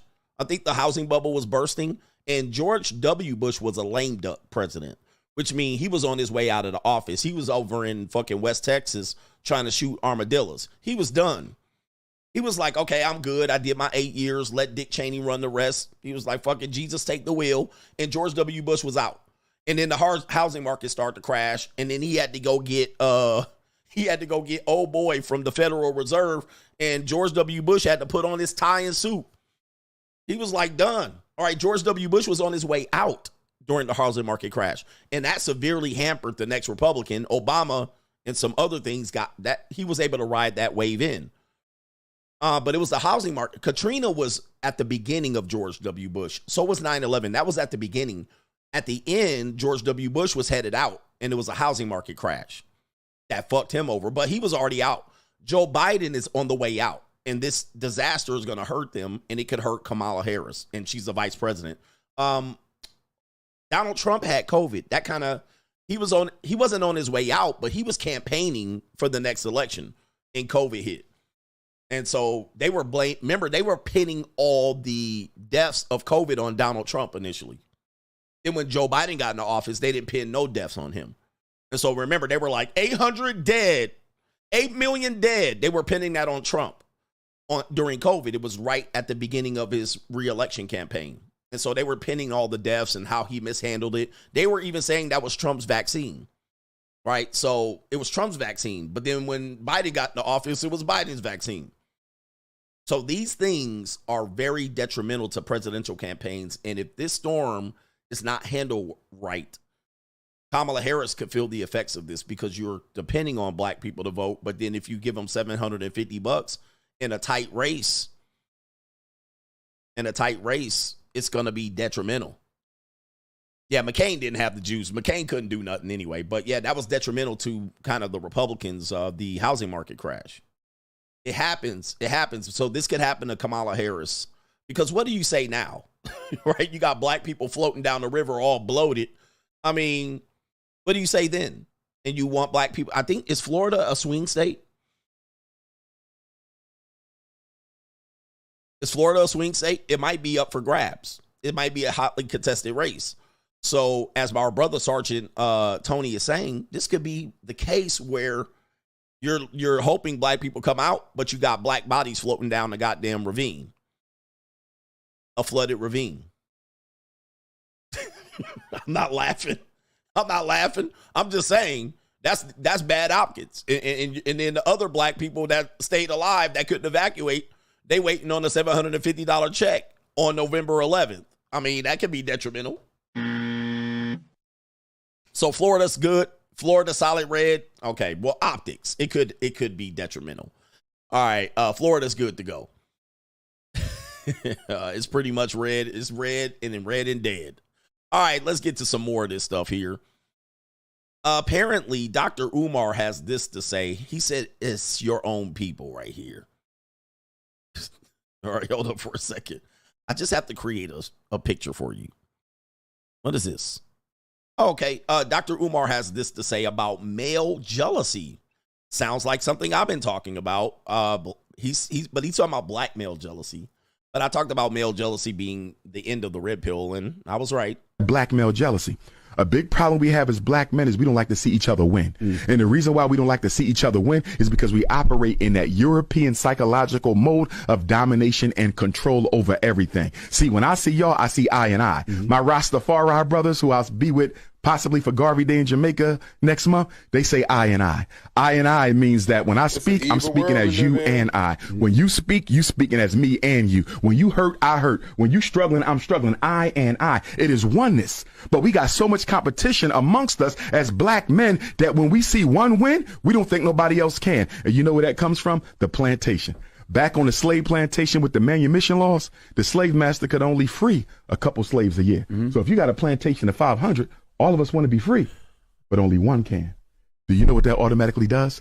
That sets us up as rivals. That sets us up as competitors. And that mindset of believing that only one black person can make it at a time is the reason why you get so much hate. It's the reason why you get so much hate. It's the reason why I get so much hate, because we have been conditioned to believe that if DJ Envy is winning on the Breakfast Club, I can't win somewhere else. If Charlamagne is winning on the Breakfast Club, I can't win somewhere else. If Dr. Umar opened up his own school in Delaware, I can't open up one somewhere else. There's enough room for all of us to win. So why do we get so jealous? Because we've been conditioned to think that the minute we get one winner, everybody else got to lose. And that's what breeds the envy and the hate and the competition. We are not Caucasians. We are not Europeans. That's the way, that's that black male. I don't know about that, bro. It's an evil world we live in. I get what he's saying. I don't completely agree, because Ninja, somebody got to lose. All right. Somebody got to lose. You know what I mean? Like, not everybody can win. So what is this idea that everybody can win? Nobody's not. I suppose you can make a case for what he's talking about. I can see what he's talking about. I think he's right that we're tend to be pitted against each other because there's small opportunities. Somebody mentioned corporate America. There's two black guys, tokens, and you become competitors, especially if you get a good Uncle Tom up there. All right. He ain't going to associate with you. He going to look at you as, but of course this comes from every direction. It comes from even women have this. Women have this against each other as well. Only a few women can win. So they will pit each other against each other, the women. And enough ass kissing and brown nosing will get you to the top. And some people don't want to play the game and they don't win. Somebody got to lose. Right, I don't know, man. Competition is real out here. All right, we do have another person out here. Let's see here. How many clips is this here? I hope it's not very long. So Wallo from Gilly and Wallo says that black women, in the 1980s played a part in the destruction of the black community by the men they gave attention to. Wow, he actually talked about this. He says the black women dictate who the men want to be. All right, very tough conversation. The normies are probably going crazy on this one, but I say this is true. Before I hear him, I'm going to probably agree because men do see who wins and they try to become that. This is the idea of trying to get fast money. All right, the dope dealer, the drug, the gangbanger. Men do see those guys get attention, the baller, and they follow path. They follow. All right, so I'm interested in what he has to say here, and let's see if he's right. Because we're going to be obvious. I always tell people this. When that guy in the 80s pull up with that Benz, Envy know what I'm talking about. He got the Benz in the 80s. He got that gold chain on. He got that Fila sweatsuit on with them Filas. He got them rings on, them nugget rings and all that shit. And he pull up to the neighborhood. He's pulling up to our black communities to deal with the most beautifulest girl in our neighborhood. And when he pull up to get her, as he open in the car door and she get in the car door, you know who's speaking to him? Miss Johnson, Miss Brown, Miss Green. They go, hey, baby. But at the same time, you seeing Mr. John come back from work. He's a plumber, all dirty. Because we going to be obvious. I always tell people this. Nobody speaking to him. I'm sitting on the step watching all this shit take place. So I said, damn, I got to be a part of this shit. In the black community, the women dictate who the man want to grow up to be. Throw game ninjas in here too. Game ninjas too. But I mean, I've actually said this. I mean, damn, nobody want to put me on famous shit. I've been making this point about Pookiphilia. All right. Game ninjas, same thing. The guy that gets awarded for having the big swinging Johnson, right? I pipe girls down. Pimps are the same way, guys. Pimps are the same way. I think, bruh, he is on to something here. I've been talking about this as well. This is not just the black community. He's talking and speaking for the black. Is he even black? I mean, Jesus. Is he Puerto Rican? Yeah, this is an actual fact, unfortunately. And remember, we're talking about men 14 to 21. 14 to 21. Yep, Big Boy said pimps too. Pimps, players. This falls into the same thing, this destructive rewarding of low-grade ninjas. I actually used to put up something saying Asian communities typically don't do this. They reward typically for family engineer guy, doctor guy, riding the Toyota van guy. And they typically don't do this. But remember, this is not grown-ass men. These are men aged 14 to 21, and this is what they see. They see the guys jockeying for position. They see the guys getting rewarded, and then they say, hey, I got to be that. And then what will happen is they end up throwing their lives away. And if people are going to say, why they blaming the women? Let's just take the blame off of it. We're not blaming the women. We're not blaming the women, but it is true that these men are getting the rewards. The rewards. They're the ones getting the pussy. That's what's happening. They're the ones getting the punanis. Yes, the Indians and the you-know-who-ishes, they typically don't do this. They don't do this type of thing. And then what people say is they want to fix the community. Well, it starts here. It starts here. And so what he's saying is true. What I call this is Pookie-philia. And then when this nigga gets robbed, shot, knee to the neck on a police officer, guess who everybody marches for? Pookie. This guy, the drug dealer, the scammer, not the 9-to-5 guy. He said the 9-to-5 guy don't get no respect at home. But Pookie, we crash out, we protest, we blow up the whole city. We start tearing up the Jack in the Box and the Taco Bell for Pookie. And we know he ain't shit. Then when he get killed, we pouring out 40s and we doing a gangster lean. When he gets shot on his birthday, Timon. When he go to prison, we throw him a big-ass party. When he get out of prison, we throw him a big-ass party. When you go back to university and get your master's, you don't get a party. Then just put all their money in their appellate case. They hiring public defenders to defend this nigga, all right, to keep him out of jail. I mean, but don't let your ass go to community college and get an associate's degree and come out and say, where my party at? So this is true. You know what I mean? This is true what he's saying. Again, the people are going to get triggered by blaming the black women. But what he's saying is these young black women that are ones getting the abortions as well from these guys.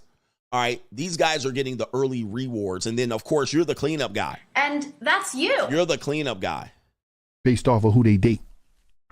That's real. So I'm looking at it like, shit, I'm only seeing these girls date dealers and dudes that got nice cars. Mm-hmm. I got to get me some nice cars to get me some ass. Mm-hmm. I got to get some jewelry. I got to get some fly. I got to get fly. Yeah. That's what it was about. And the way you saw to get fly was that's the only people I seen to respect. Yeah. They only respected the criminals in the game. Right. Nobody speaking to him. Yeah, man. Hey, Wallo, shout out to Wallo on that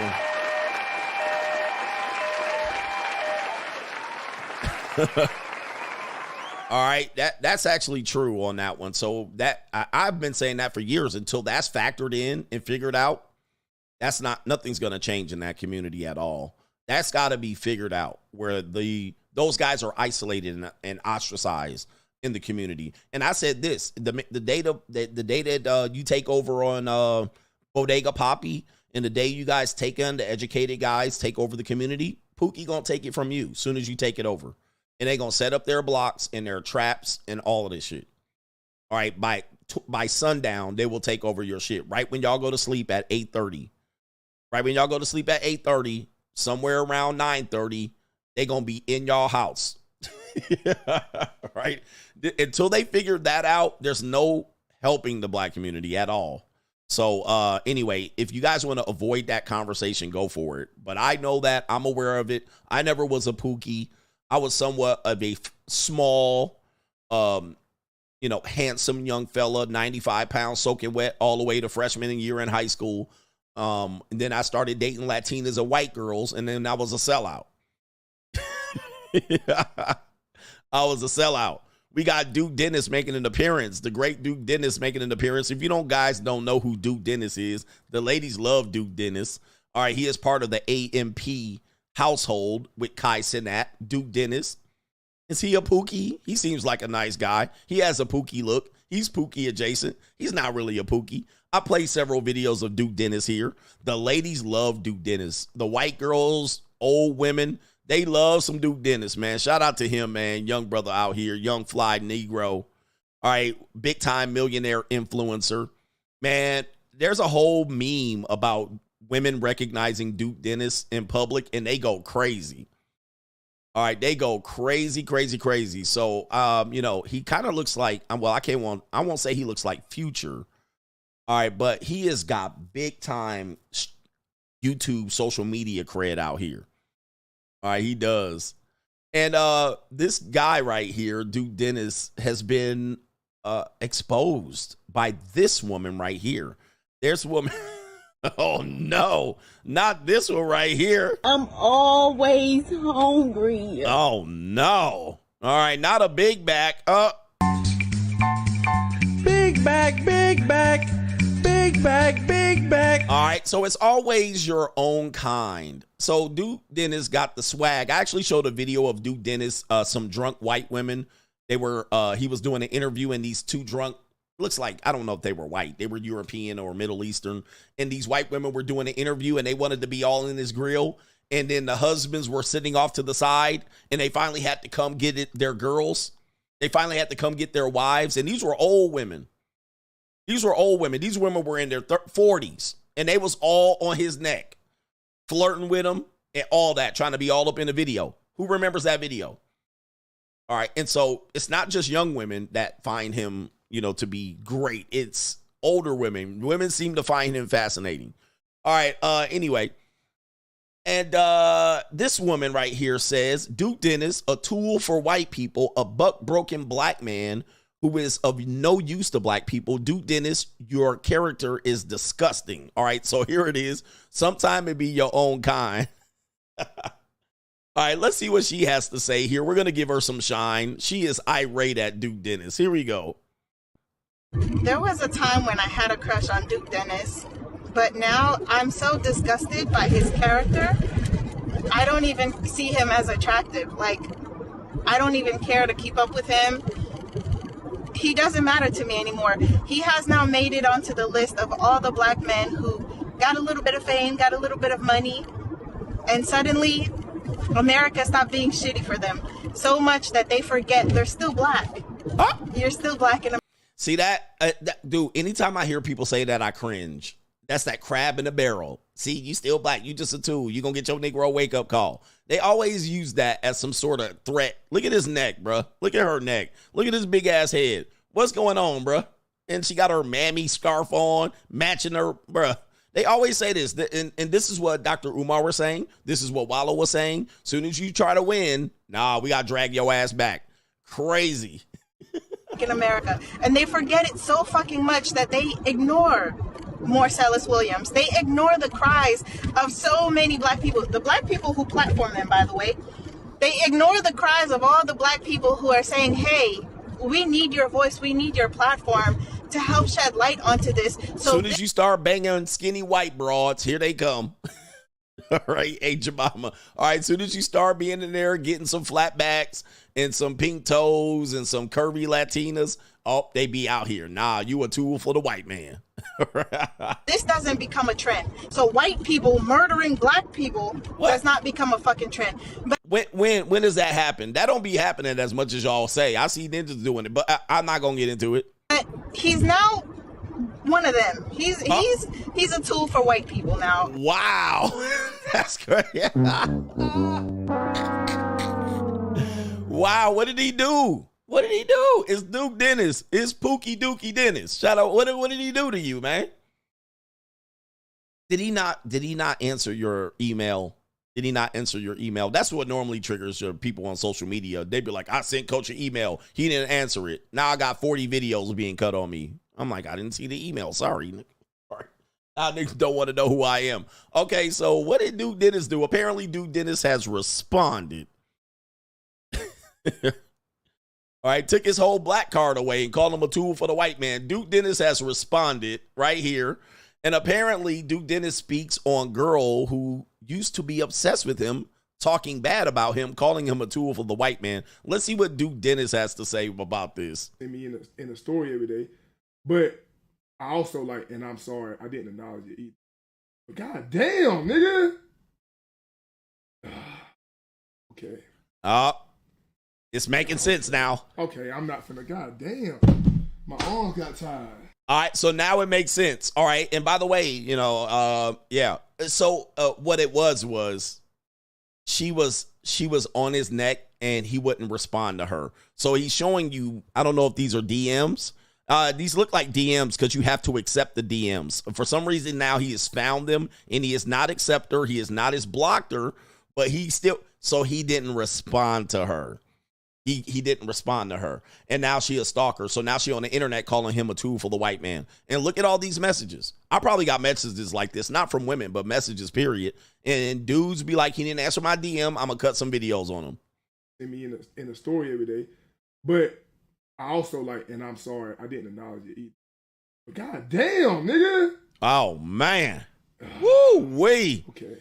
I mean, a lot of people don't realize, social media people, I know people act like I know you and coach, I watch you, I love you. And they be sending me messages like that. Not quite this extreme, but people do and they think I'm going to respond to it. I'm like I can't sit here and go back and forth with you. I just can't. All right. I just have a lot of things even just to think about. I can't sit there and go back and forth with someone all day long, every day. You respond to one, you got to respond to 100. And so, yeah, sounds like that's what was happening there. And her obsession is now led to her calling him a tool for the white man. And this woman don't qualify at all. Yeah, somebody just said it. She believes she qualifies. In her world, in her mind, she believes she's quality woman for Duke Dennis. I want to see a picture of Duke Dennis with women. All right, just to see what type of women be on his jock. All right, pause. Okay. Oh, oh shit. All right, so look. Uh-oh. Niggas always gotta show they teeth. Oh, that's what it was. Aha. Uh-oh. Yeah, Nick. Yep, you a sellout, Uncle Tom, you. Niggas always gotta show they Is that a flatback? Is that a pink toe? Oh, boy, Duke Dennis, that ain't a good look, fam. All right, it looks like you made time for her message. Duke Dennis, look, we got another one. We got some exoticals. See, this is what happens. He's famous for this. So even the mom and the daughter comes to the party. Diddy party style. So he's famous for this. Like, when they see him, they want pictures of him. They're fascinated. So, yeah, my ninja. All right, let me see if I got another one. Is this a pregnant woman? You my everything. I wrote this for you, baby. There he is with a pregnant Straggle. She looks pregnant. So he out here, typical guy. He about to be out here laying, clapping cheeks. He out here clapping mad cheeks. Look at his thick exotical. All right. Look at his thick exotical. He ain't got no problem pulling, y'all. He got no problem pulling. Look at him at the bar with this. Okay, hold on for a second. We got a light skin. Look, your boy out here. He out here. And so this big neck woman right here, she thought she had a chance. She thought if I can just get his attention. But now that she can't, now he's a tool for the white man. But look, he got no problem pulling. None. I mean, just up and down. Let me see what we can get. We got another one. All in his grill. Showing teeth. Niggas always gotta show they teeth. Yeah, he ain't got no problem. He ain't gonna respond to her. He got all kind of he got whatever he wants. And now because she ain't getting no attention, he got another exotical right here. As you can see, these are all different women. All right, all different women. And they got no problem playing their role. And I'm going to look up his net worth. He got money, bruh. He ain't broke. He ain't a broke ninja.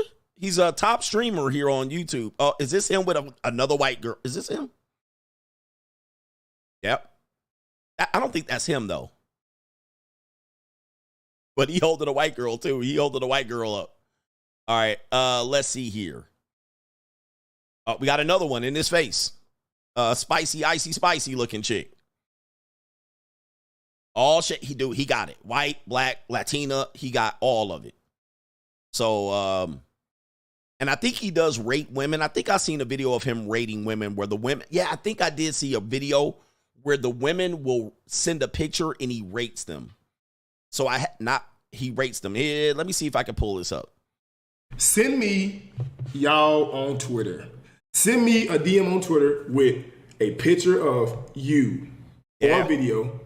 Please, you have to be, please be of age. I'm not gonna lie, 18-year-olds, don't send it. Please don't. All right, so he don't want, because I think one time he rated a girl. I think I showed this video and she was under 18 or close to it. And they were trying to say he was a pedophile, but the girls were sending him pictures. So he's like, please, he's like, even if you 18, don't send it. So there he is right there. Now, this big back is irate. Right? This big back is irate. So that's why she mad calling him a tool for the white man, because she don't qualify. See him as attractive. Like, I don't even care to keep up with him. He doesn't matter to me anymore. He doesn't matter to you anymore. Ma'am, I hate to report this. He has 1.17 million subscribers. Right? I don't think he cares. He's got millions. All right, and the reason why he didn't want the 18 thing is one of his guys in his group got caught messaging a woman that was close to the age of consent, and it ruined them a little bit. So they don't play games. They don't want to play. These guys don't want to lose their leverage at all. So that's what happened. All right. Nobody cares about you, baby. You don't qualify. But she thought, in her world, she thought he qualified. Main event right here, 304's and the wives right here. This should be an interesting part of the show. And let's see if we can get to it. They don't like rejection, do they? All right, we got this woman out here with the great googly mooglies. Oh, the humanity. Look at them pillows. All right, look at them ice cream cookies. All right, this woman says, the reason I got into swinging. This is going to follow a pattern that is all too familiar where I'm saying, unfortunately, guys, when women are young, they get invited to these things, exposed to these things, and you guys get finessed by guys that participate with these women, or they learn something new, and they come out here, and you think you're running game and finesse on them, and I'm like, not really. You're going to find this out. So let's go to this woman here with the great googly mooglies. Fair used to, sorry. All right, turn that shit down. All right, so her name is Swinger Erin or Moxie. Again, she probably started off at Tilted Kilt with that name. Swinger Erin. Here we go. Oh, shit, with the music here. All right, here we go. Oh, this is part 2 of the interview. Here we go. Get involved in that swing. Well, I had already fantasized about group sex before, so that was something that I wanted to experience. And when Have you ever experienced more than one person before? I have to think about this. Hold on. All right, so it's kind of hard to hear what the interviewer was asking. He asked, have you ever experienced group sex? And she says, hold on, I have to think about this. Now, the reason why she has to think about this is somebody sitting off camera. You're going to see him later. All right, so he asked, she says, I fantasized about it, which I always try to tell you guys, the women are sexual. They fantasize about all these nasty things. Some of them do them. Some of them watch it on prawn. It just depends. But they're not sitting there, twiddling their thumbs. Now she has to think about if she's ever participated in group. Trying. All right, let's continue. I'll try to fill in the blanks where you can't hear it. You ever had a threesome? No. Have you ever had a threesome? She says no, and she looks over there to the side.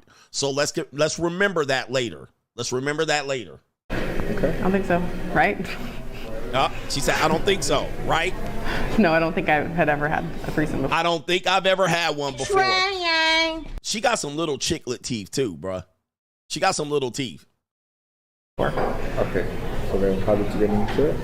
Well, when I had 3 partners at one time, but different, days of the week, so not all together. Listen. Another question. Have you ever had, because you had 3 partners, did you ever have more than one in one day? Yes. All right, so you can't hear it. All right, and I'll say it. And we'll show you the rest. It says, okay, he said, well, correction. I ask you, have you had multiple partners, meaning a train? She says no. But then she says, oh, I've had many in one day. Now, this is important. This is important because this is what you guys don't know. Is that then when you think you got me, okay, I got, but they got a rotation. But once they get past a certain age, they tend to be able to get grasp of several men in a variety of ways. Sometimes it's sexual, sometimes it's not. Sometimes it's an ex-boyfriend, sometimes it's not. And so she's basically saying, I've never been with multiple guys at one time, I don't think, but I've had several guys in one day. 3 men in one day. All right, so here we go. She's going to explain how she was able to pull that off. Listen closely. 3 in the same day. Tell me about that. I don't remember it. I think, based on my schedule at the time, I'm pretty sure that I met up with I can't say his name, with the Rock guy in the morning.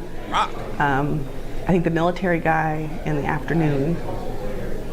Sometime late afternoon, maybe. And then Roger was that night. Oh, no, you guys got the thirds right there. I think. Because you were always available after work. The Rock was always available really early at the gym.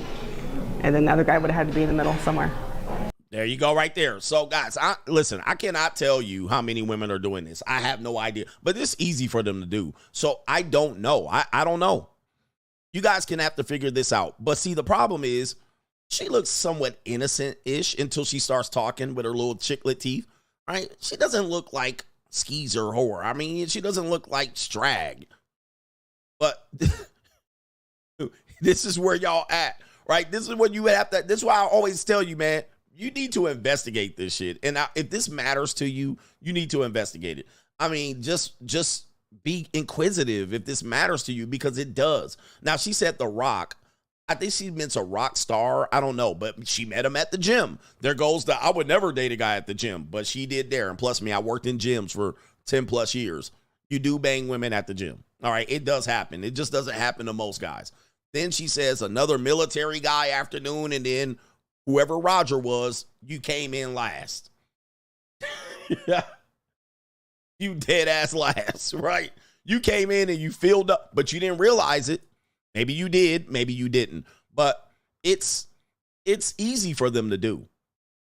You think they would be walking around limping, and dude, women could have 8 partners in one day, no problem. They could have 60 guys at one time. Like, there's no limit to them. And so here's the ladies here for the ladies or the men that are going to defend this. Okay, how do we tell? How do you know? How do you know the ones that did and the ones that didn't? I mean, this is where it's problematic for you, because a lot of guys are like, you're just talking about the bad ones. If that's your case, where are the good ones at? What are they doing? Where are they at? Raise your hand, ladies. Let these men know. Or does it matter? If you're going to say it doesn't matter, it was in the past, okay. But, like, stand on it. Don't let me find out years later. Don't let me find out years later, bruh. He said by the smell. Bruh, you can't tell. Because I've had girls that I've known done it, and they still get married, bro. They still get married. So a lot of guys say you can't turn a 304 into a housewife. Oh, they become housewives all the time, bro. All right, they become housewives all the time. Let's continue. And yes, this is why men want to get women young, because if you don't, you're going to marry this right here. And that's And you know when she did this, she was about 50 pounds lighter. 50 pounds lighter, giving those best years and those best liquid vaginas out to 3 guys in one day. You know this is the truth. And they kind of still do this. So let's continue here. And again, for me, I reserve no judgment. I don't care if they do it. I'm not marrying none of y'all. All right, so if you want to do it, come on over and let me know. I'm going first, though. Send me in the morning. I want the morning. I want the morning shift. So here we go right here. How was that for you?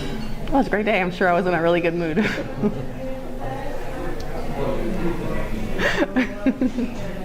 Anyway, so one of those 3 people wanted a more exclusive relationship with me, and I was okay with that, but I still had the fantasies that I had, so I didn't want to lose me again, you know?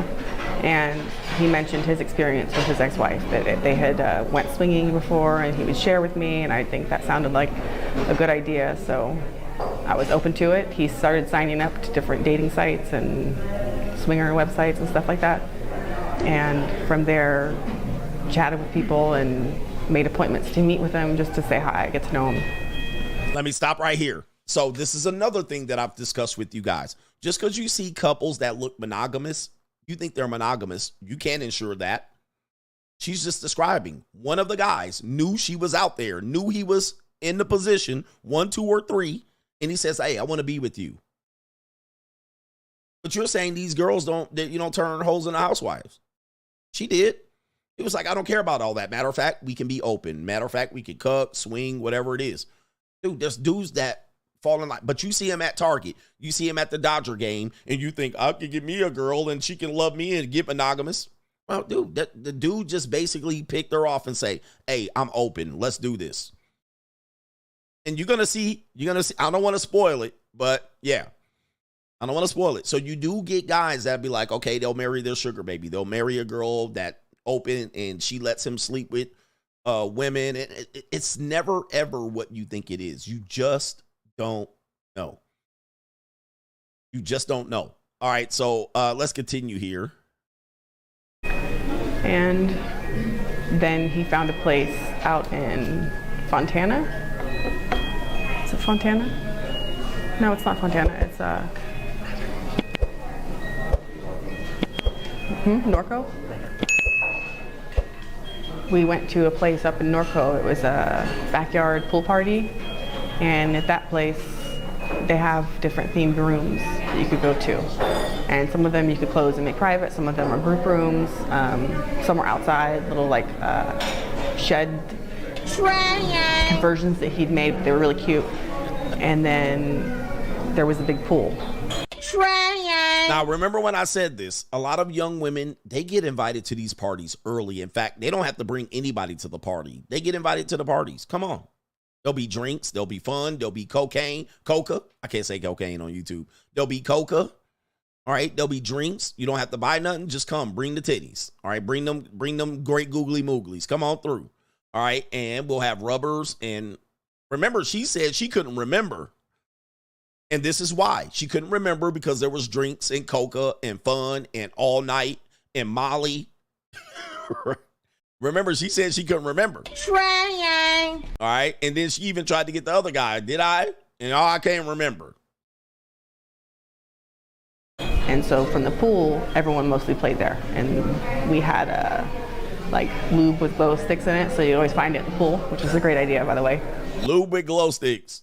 And you could bring your own booze, and they provided robes and places to put your stuff and change, and you put your phone in a box to keep anyone from taking pictures or videos, so you couldn't have your phone on you while you were in there. And there were just rules, etiquette that we had to, abide by. And you figured out how things worked pretty well because my partner, who I'm going to refer to as Moxie's daddy, he would talk with people and learn what was proper etiquette or not. Sometimes it'd be through chats before we got there, or he'd read whatever the thing said online, advice that they'd give online, or when we got there, he'd start speaking to people. So we got to know the rules pretty easily. People would approach us. Moxie's daddy was very good at reading people. What? And finding the good energy, I guess, to be around. So it was overall a good experience, but we did meet people there the first time we went, I believe. No? Oh, never mind. No, we didn't. That was the second time. Oh, the second time. I did not enjoy that because they sucked. But the first time we went was fun and exciting just because it was a different environment. And to watch everybody be free. When you're nude, you're all on the same level. Socially, I guess. So it brought everybody down to like an even level, even the playing field, and made everyone feel confident and open and sexy. And it's just a different vibe when everyone's naked.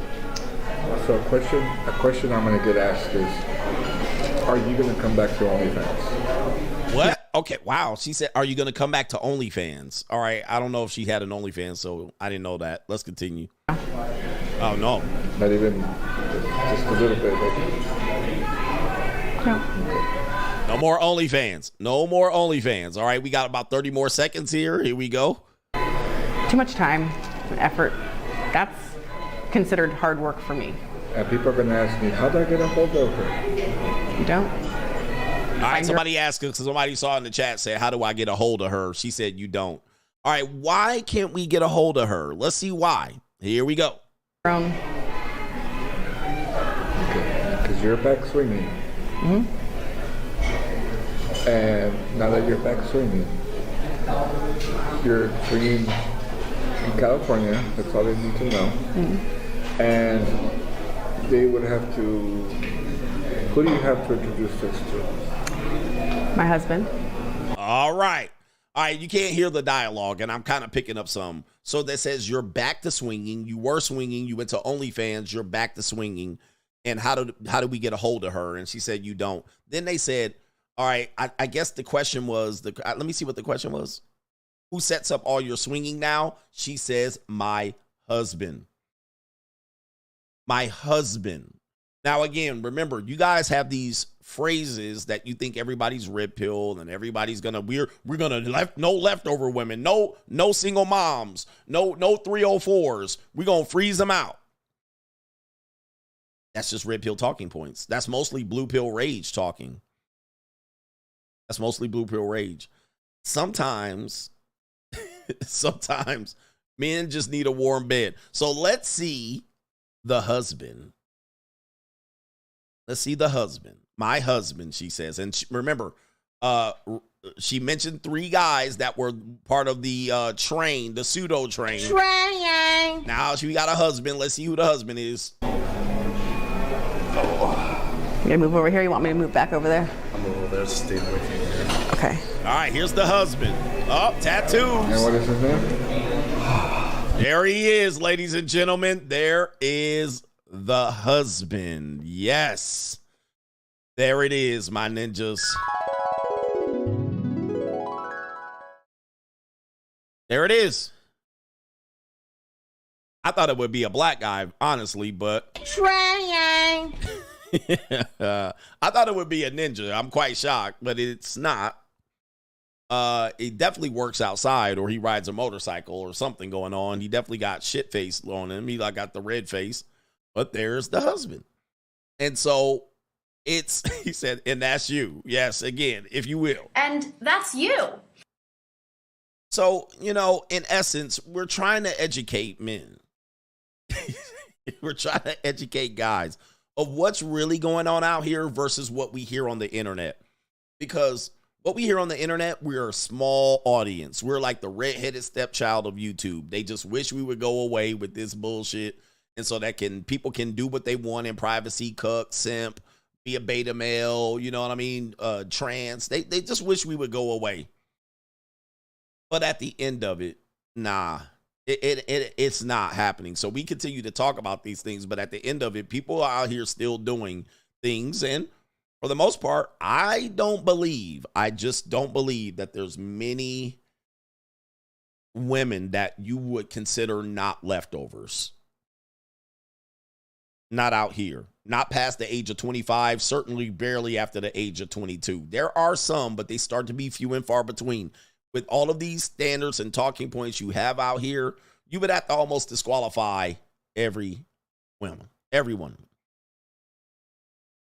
I mean, you would disqualify them all at this point. That hasn't been a tilted kilt waitress, hasn't had a sales job, hasn't slept with their manager, hasn't been at the Diddy party, hasn't been to orgy, hasn't been at the train, has had sex with multiple men in one day, has had sex with multiple men, period. You be eliminating everybody at this point. So then where is the conversation? Ninja, you got to go fly to the Philippines, and we know how that turns out. We know that doesn't make it easier to just fly to the Philippines, and you can still get scandaled and screwed over there. The reality is, let's just say what's happening. Okay? Let's just say what's happening. The reality is I've been telling you what's happening out here. It's what's going on. And by the way, the woman said, what is a 304's final form? A religious woman. It's a religious woman. So don't go to church and think, well, I got a religious, God-fearing 36-year-old single mother. You don't want to know. You don't want to know, man. It is crazy nuts. And, you know, maybe, I don't know. I don't know why he's there. The interview ends right about here. Let's see if he has something to say. And look at how she's looking at him. Look how and by the way, I think this is Roger. He was guy number 3. I'm going to assume that's Roger. And there's the great Googly Mooglies down there. Let's see what's going on here. You gonna move over here? You want me to move back over there? I'm over there, stay with you here. Okay. And what is his name? Moxie's daddy. How you doing? Moxie's daddy. All right, guys. So we're gonna do one last interview with this couple in the next one. So stay tuned. All right. So I wonder if there's a second interview. If there is, I'll go to it. There was a first interview. All right. Let's see if there's a second interview. This was published. Oh, this is published a year ago. Somebody must have found it. So welcome to Street. Oh, okay. So there's another interview here. Okay, she seems to be the main event for sure. Interviews are a YouTube channel that interviews various people from different walks of life. It's their channel. These people have interesting or fascinating stories to tell, and so come along with us while we listen to these stories, get to know them a little better. We interview people from those who are homeless to those. All right, let me stop here. It seems like this is their channel. So, there is another video. Wait a minute. Who is this? Oh, she does look different. All right, so there she is there. Let me see if I can pull this up. All right, come on, man, with this goddamn intro. All right, so there they are there. I don't know. Oh, sorry. There they are there. It says how it all began. How it all began. There's a house party, getting into it, getting the guys, finding the energy. All right, so this is their channel. And why we decided to get back in the swing. God dang, this intro. All right, so yeah, I guess there's more here. Right. Yeah. I don't know if I don't have the patience for this. All right, let's see what's down here. Okay. Current. Okay. You know what? There's the most recent thing was probably like last week, and I got upset with Roger because I wanted more. The frequency wasn't enough for me, and I get really bitchy when that happens.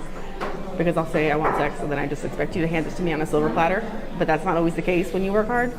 So instead, I went to our best friend's house, and I just texted him, "Can I fuck Steve?" And he said, "Yeah, whatever you want, babe. I love you." Oh, the humanity.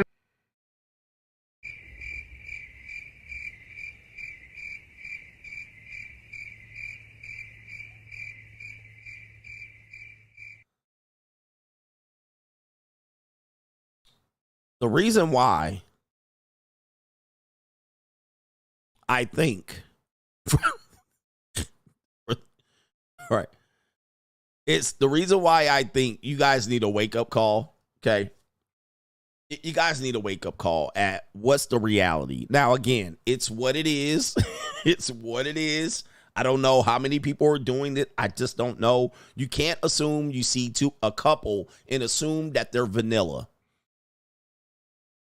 You can't, have I been saying this? You can't look at, because a lot of guys are looking, you're searching, you're confused. Guys are telling you to touch grass. A guy was on my show today. I was playing him. And his wife is, you know, what to be expected, right? But they be telling you all this shit. And if you find a good one and a real one, then you're like, yeah, but look what you ended up with. And then we kind of get disoriented in this space, in this echo chamber.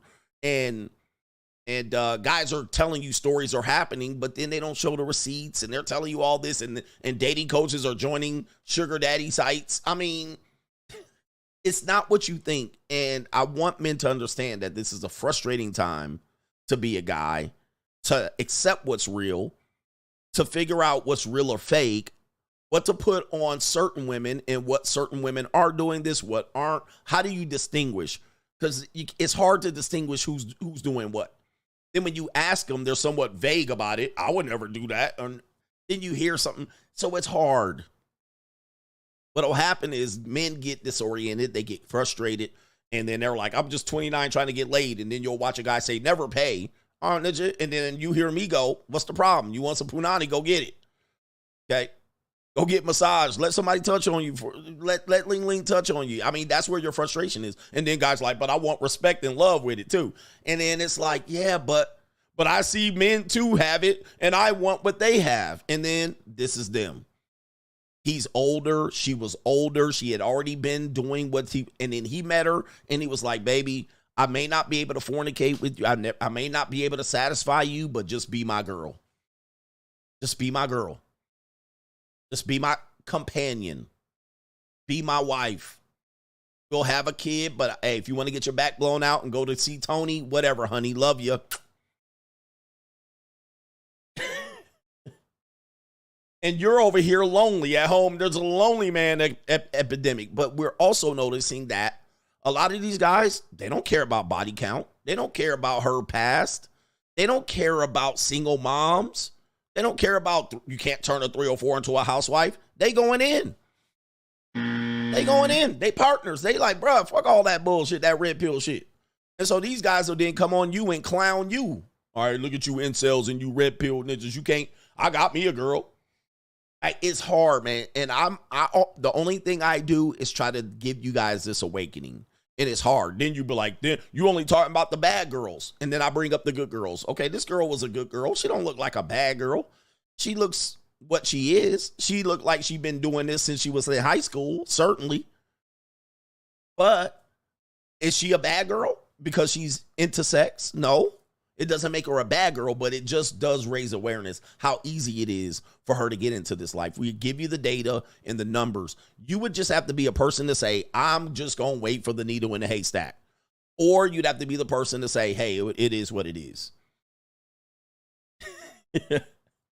It is what it is, and what is real and what is fake. You will find a lot of guys say they don't pay, and they pay. We've even had Too Short say he paid for some punani. Snoop Dogg, and they promoted pimping. We have pimps out here that are tricks to other pimps, 304s. And you don't know this is going on because a lot of guys are saying they're not doing this, but they're doing it. We got a new dating coach trying to go to the Sugar Baby app to get it for free.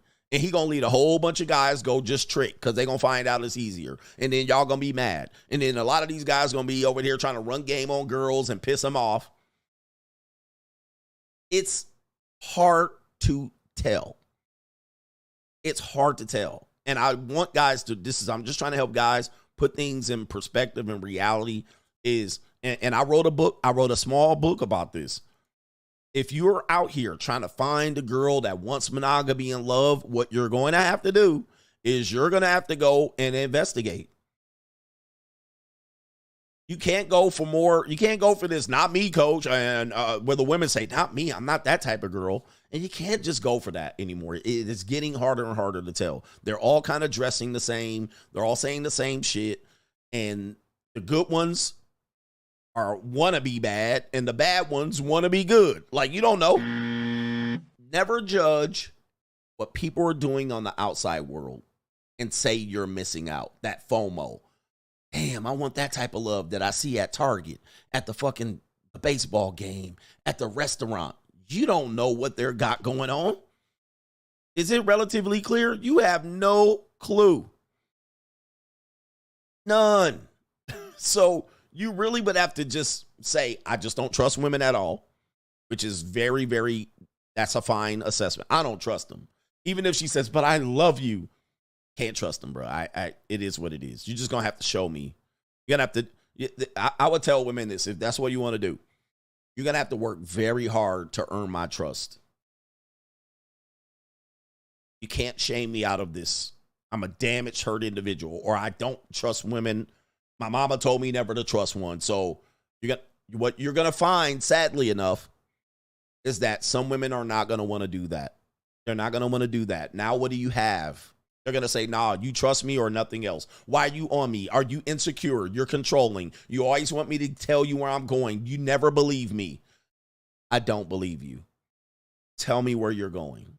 Show me. Show me when you come back. Well, a lot of girls will be like, nah, I don't want that.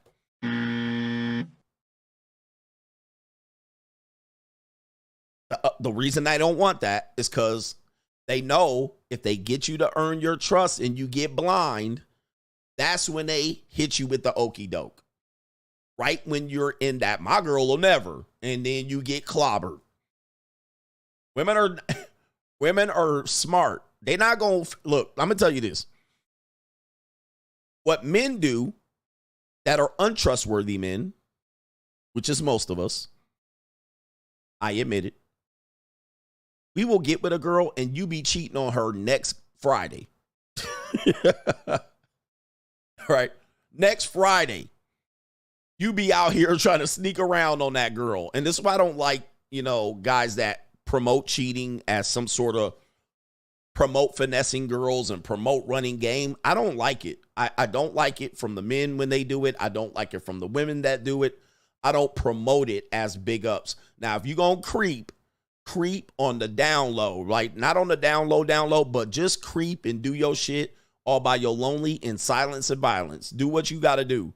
But I don't give you big ups for cheating on your spouse or your partner or your girlfriend or your boyfriend. I don't give you big ups.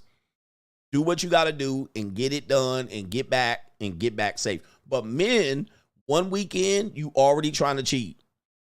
You already convinced her I'm a good guy, and then you trying to fillet somebody else. Women, on the other hand, they don't do that. What women do is they get your guard down. They wait, and they'll wait a year, 2, 3 years, and get your guard down. And right when you ain't looking, then they get you. Okay? Gotcha, bitch. Right when they ain't looking. Right when you're like, oh, I got a good one. Now you push me into his arms, and that friend that she told you not to worry about, and her personal trainer, and that guy she met at the gym. I don't know what happened. I don't know. I just went over his house to study for an exam for a new job. And then one thing led to another. Right when you ain't looking. Right when you say it can't be. Soon as you fall in love, soon as you get rid of your last hoe. Soon as you be like, all right, she been good to me for 3 years. You call up all your hoes. All right, listen, I know I've been seeing you behind my girl's back. Y'all been good to me, but she done gave me 3 good years. All of y'all got to go. Soon as you get rid of all your hoes and you like, baby, I love you. You coming home for the first time without no stank on your finger. All right, I'm going to stop cheating on you. You don't tell her that. You be like, I'm going to be good to you. All right, I realize you deserve it.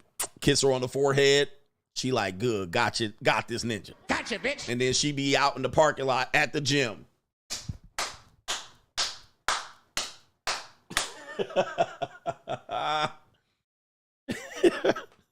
Right when you let your guard down. Because she like, he trusts me, shit. All right, he'd say, I go to the store at 10 o'clock at night, right? He going to bed. I'm going to run to the store. She tried that shit about 50 times just to see what happens. You never check a receipt. You never check a bag. All right, she says, I'm home from the store. You be like, all right, honey. She jump in the shower. You never ask her nothing.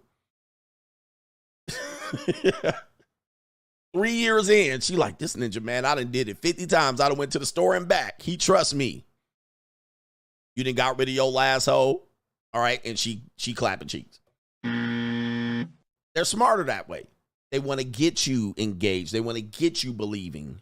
And then when they do it, when you catch them finally, 5 years later, they gonna blame your monkey ass. All right, so. And that's you. Tell me I ain't lying. Now you got to get all your hoes back. Oh, wait a minute. Now you got to get out there. Hey, you got to call them up. All right. Anyway, by the way, although I say I don't advise cheating on your spouse or partner, that doesn't mean that I wouldn't do it. I think being upfront is your best option. I think being upfront doesn't mean I haven't done it. However, bragging about it is not very manly. It is very weaselly to come out here to say that you got to sneak around on your girl. This ain't good. All right. I find that you have to do it, but keep that shit to yourself.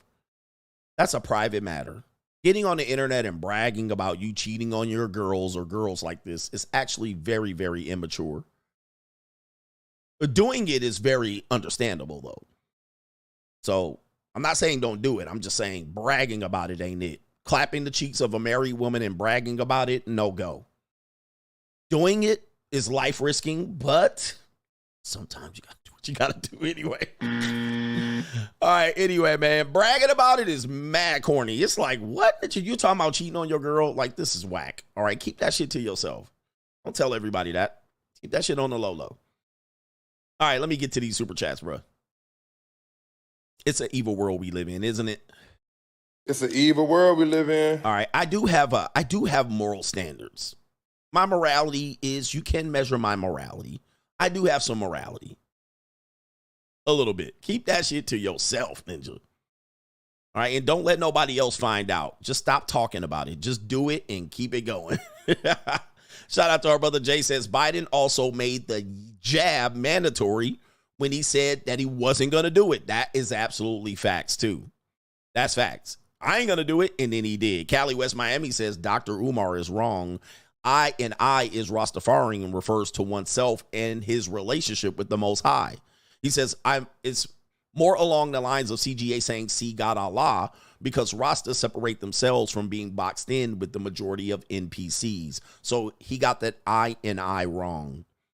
All right, shout out to Lurker, says, Coach, the cologne you recommended, the Prada, hits hard. A random bit asked what cologne you were using. Do you have any other God tier colognes for a 30-year-old brother?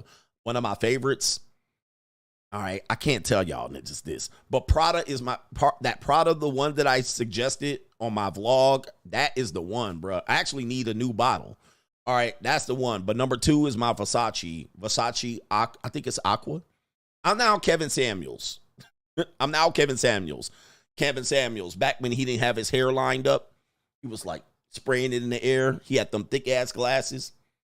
He didn't have the beard. You know those videos.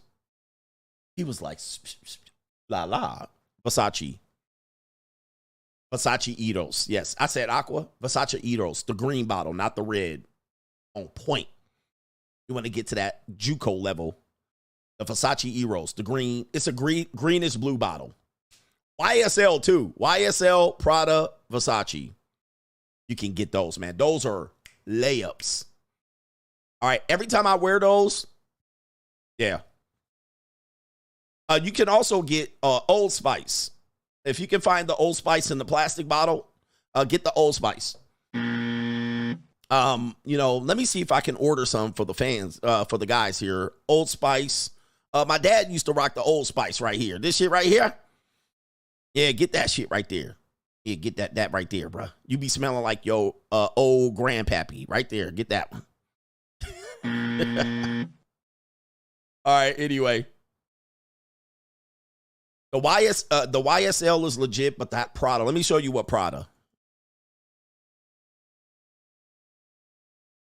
But that one, boy, this one kicks ass. This one to me, this is my favorite, bro. I got to have this one. This one right here in this bottle right there. That one right there. They all fall down right there. They all fall down. Get the Brute in the green bottle.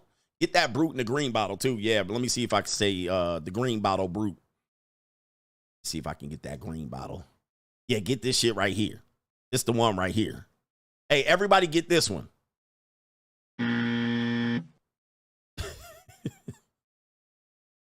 Get this. Is this the new one? They had a plastic bottle back in the day. Get that splash on right here. The classic. This right here gonna knock them dead, guys. You're gonna be smelling like Granddaddy Caddy. Right here. Granddaddy Caddy right here. Get this shit right here, bro. All right, hey, bro. Hey, tell them I sent you. That splash on, that split splash. Yeah, that right there, bro. Hey, do they got the classic bottle? I want to see the classic bottle. Everybody go get them a bottle of that. Tell them I sent you. Dudes go actually go get it. That Brute, you be smelling like a wino. You be smelling like a wino by tomorrow, bruh. All right, I love that shit. Get that splash on. All right, then we got TKA, Coach. I've never actually dated, only flings and escorts. I'm 34, still never had sex without a condom. Is that bad? Not really. I mean, some people don't. Some people don't need that. But you know, once you get it, bro, you gonna fall in love. All right, once you get it, you gonna fall in love. Hey, back in about 1998, I used to rock this in 98, 99, 2001. I used to put this on. This right here, bro. I used to throw this on in 98, about maybe like 2001, 2002. I used to put this shit on. I still got a big bottle of this. Pause. I still got a full bottle of this. This right here in 2001, they used to knock them dead, bruh. Knock them dead. I used to have them panties dropping back in the day. This one right here, bro, and I wear this around my JUCOs, and they say, you smell like an old man. They be like, you smell like an unk. I put this on by a 24-year-old woman, and she say I smell like unk. But this, man, I'm telling you, I used to knock them dead. When I wear this in the club, I had them white girls fiending. Them girls be like, oh, you smell so good. 2001. 2001 right here. This should never go out of style right there. This right here, never going out of style. Hey, man, this will never go out of style right here, man. Hey, put this on. Young brothers, put this on, bro. You going to smell like an unk? Young girls don't know what this, so I hit them with this. The young girls, the jupe, they be like, what is that? It smells good. You smell like an unk. Oh, man. I'm going to tell you my last one. I got time today, brothers. I got time. I'm messing around. Yeah, I got time, you don't have to stick around. I'm going to tell you the other one that I used to throw on. Let me see here. I used to throw this on, and yeah, the girls get spicy right here. The girls will get spicy right here. 2002. In 2002, I used to throw this on, and it was over. Ring the bell. Ring the bell. It was over. I used to have them folded. I be having them folded up with this. It's a little spicy. It's not sweet. It's spicy. I used to put this on, and I have my Stacey Adams on or my goddamn, yeah, bro. This was the one. This is still hitting right here. You got to get this for the old 1990s players. The 90s ain't coming back. But I used to put that Fahrenheit on, and it was over. He said the cool water. Yeah, man. I used to have it, bro. All right. Is it anyway? The Fahrenheit is good. Sauvage is good, too. Sauvage is another good one. I think I need another bottle of that. I'm going to do a cologne show. Should I swagger jack Kevin Samuels? I won't do it. TK, man, keep the condoms on. And don't be so obsessed with sex. We could talk about it a lot, but don't do it. H every day. If she ever says it sounds like a good idea at the time, it was loosely, consensually, meaning she was nasty but went with the flow. Sounds like Diddy, R. Kelly-ish, and even Bob Barker. Yes. So, yeah, you know, I went with it at the time. You never know, man. Watch out. Blue Sox says, Coach, I had a female friend from high school that became a swinger. One day, her husband asked if I wanted to join them. It started on the couch and ended up in the bedroom. He says, if you saw them, you wouldn't even know. They look like normies. Yep. They look like normies. I've been in that community as well. All right. And most of those, the people that swing, sometimes they're normie girls. They're normie women. Sometimes they're a lot older. The women tend to be a lot older. There's tend to be not a lot of young women there unless they're invited. They typically are looking like a standard couple. Pink polo shirt, Dockers Ninja with the New Balance shoes or the Air Monarchs. And yeah, I've been around that. They're never typically the people you think. They're never like a guy with a trophy wife. All right, they're not gonna risk their reputation in a community with no regular guy. All right, they'll warm you up. They'll check your temperature if they do. But it's normally women, married couples. Normally married couples. Or a guy, he's older and she's younger. Like he's like 50 and she's 35. It's normally those couples right there. But it's normally really just regular degular people. And when it comes to white folks, they do it. They got some wild fetishes. They got white men. Y'all wild in the bedroom, man. You can't get around them. Ask black women how wild white men are. Ask that woman, Vince McMahon's secretary. White dudes be doing some wild, crazy, wild shit. You be like, whoa, where did you even think of that? Where'd you even think of that? Right, but they think about it, and they'll bring their fat wife in there too. Military guys and military families, they be wild with it. All right, so never think that you got to be attractive to be a part of a swinger lifestyle. It's normal, regular people. They look regular. A plain Jane, she a secretary, a nurse. They be doing some freaky stuff. Freaky. All right, and they'll be like, oh man, it's wild. And linglings too. Linglings are very unassuming, but normally when they're young, they go with the flow. I mean, one thing about a lingling is that they almost do anything. It's hard to find their limit. But if you offer it, I'm pretty sure she'll do it. It's some. I'm not talking about all of them.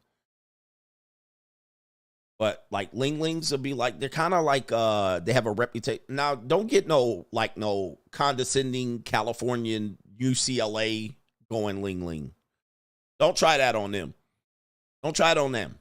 All right, but get one like, that she just kind of like, yeah, going with the flow. She like a little kitten. And you be like, why don't you stay right there? And then you just be like, let me get some toilet paper. She'll probably just let you do it. Okay, go ahead. All right. Tell me I ain't lying. She'll be like, whatever. Go with the flow. Get up.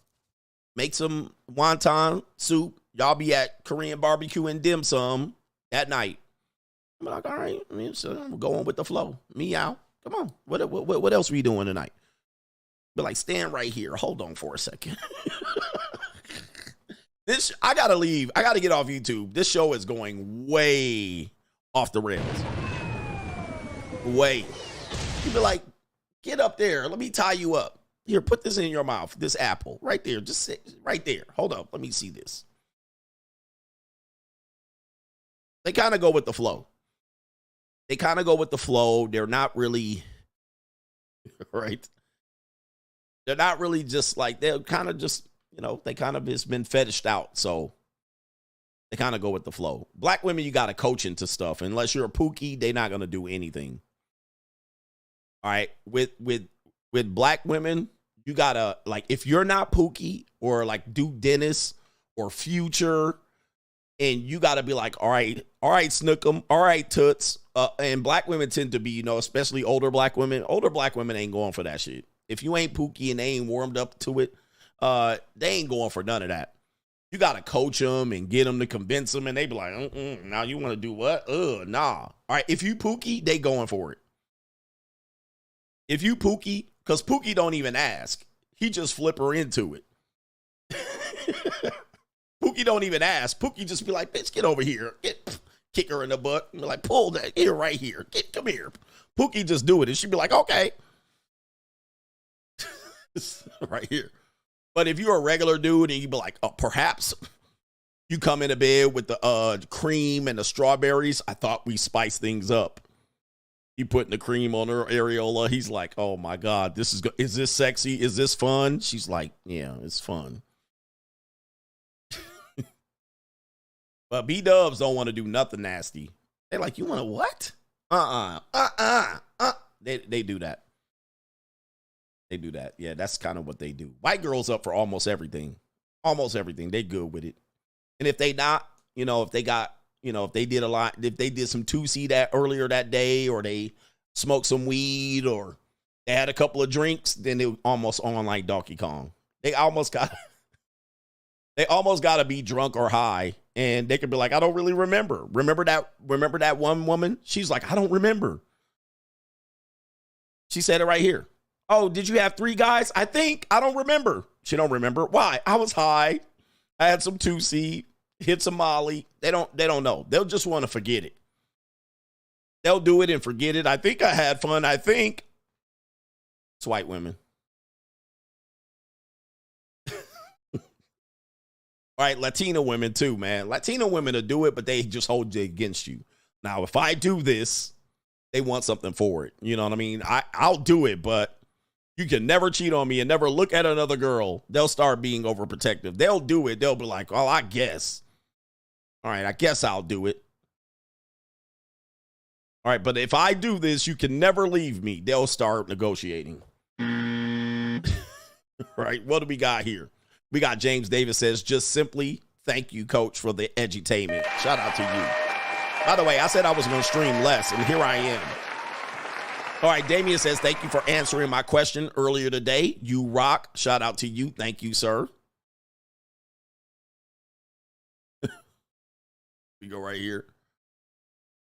Yeah, Latina will be like, you better marry me next week, all right? You better pay for my daughter's quinceañera. They're going to get some negotiation out of it, Latinas. So it ain't never going to be free. They not saying. All right, did I get KT King? I did, and I think I got almost everybody. Let me check. Dark Side Foundation says, oh, okay, I got that. Yeah, we're almost done. If I put it in there, you better propose to me, and we better go get a wedding dress. That's Latinas. All right, they'll do it. They'll do it, but they'll be like, man, you better marry me. You better marry me after that. I'm going to tell my father. All right, so it's all different. It's all different what you're going to deal with. And last one, it is our Sergeant Tony says, Savage and Blue Deschanel still hold it down. Savage is great too, especially if you're in shape. A 2020 and or newer Honda Civic and you good, at least in the military, with that Savage. The Savage is lit too. I actually use that quite a bit. I have a pretty good collection of colognes. I remember I showed some colognes and some red pill dudes like, coach, don't turn into one of those guys that actually try to smell good. I'm like, okay, you ninjas are controlling. Right? Like, they want red pill dudes to just throw in the whole towel. Oh, don't tell me one of these guys that buys colognes. I'm like, what are you guys doing at home? Are you still in tighty whities? Ninjas done gave up, took the red pill, and then still wearing tighty whitey drawers. Ain't trying at all. All right, ninjas ain't trying. We give up. We don't want to try. Still in a tight t-shirt, a smedium. He got a smedium, belly hanging over. I'm like, you mean I can't buy cologne in the red pill? Ninjas can't buy cologne. Oh, you're trying to try. You're trying to impress these hoes. Or I can't put no smell good on? I didn't realize as a content creator, I couldn't put no smell good on. You're taking a shower. Ninja, you're out there with that little shaver, shaving down your belly button and your... Some red pill guys be in anger. They want you to lose the whole time. All right, I'm going to lose, so you lose too. We're going to make everybody lose, and we're just going to be losers. I'm like, bruh. I buy cologne, bruh. I wear wish watches. All right, anyway. He says latter-day red pills. Like, dude be out here crazy. You're trying to impress girls with pheromones. Coach, you're selling out on us. I thought you were talking tough. They do it. And I'm like, man, we got to grow up sometimes, bro. I just can't throw in the whole towel. I'll throw in some of the towel, but come on, man. All right, that's it. Shout out to the Coach Gang. Hit the like button on the way out. Peace.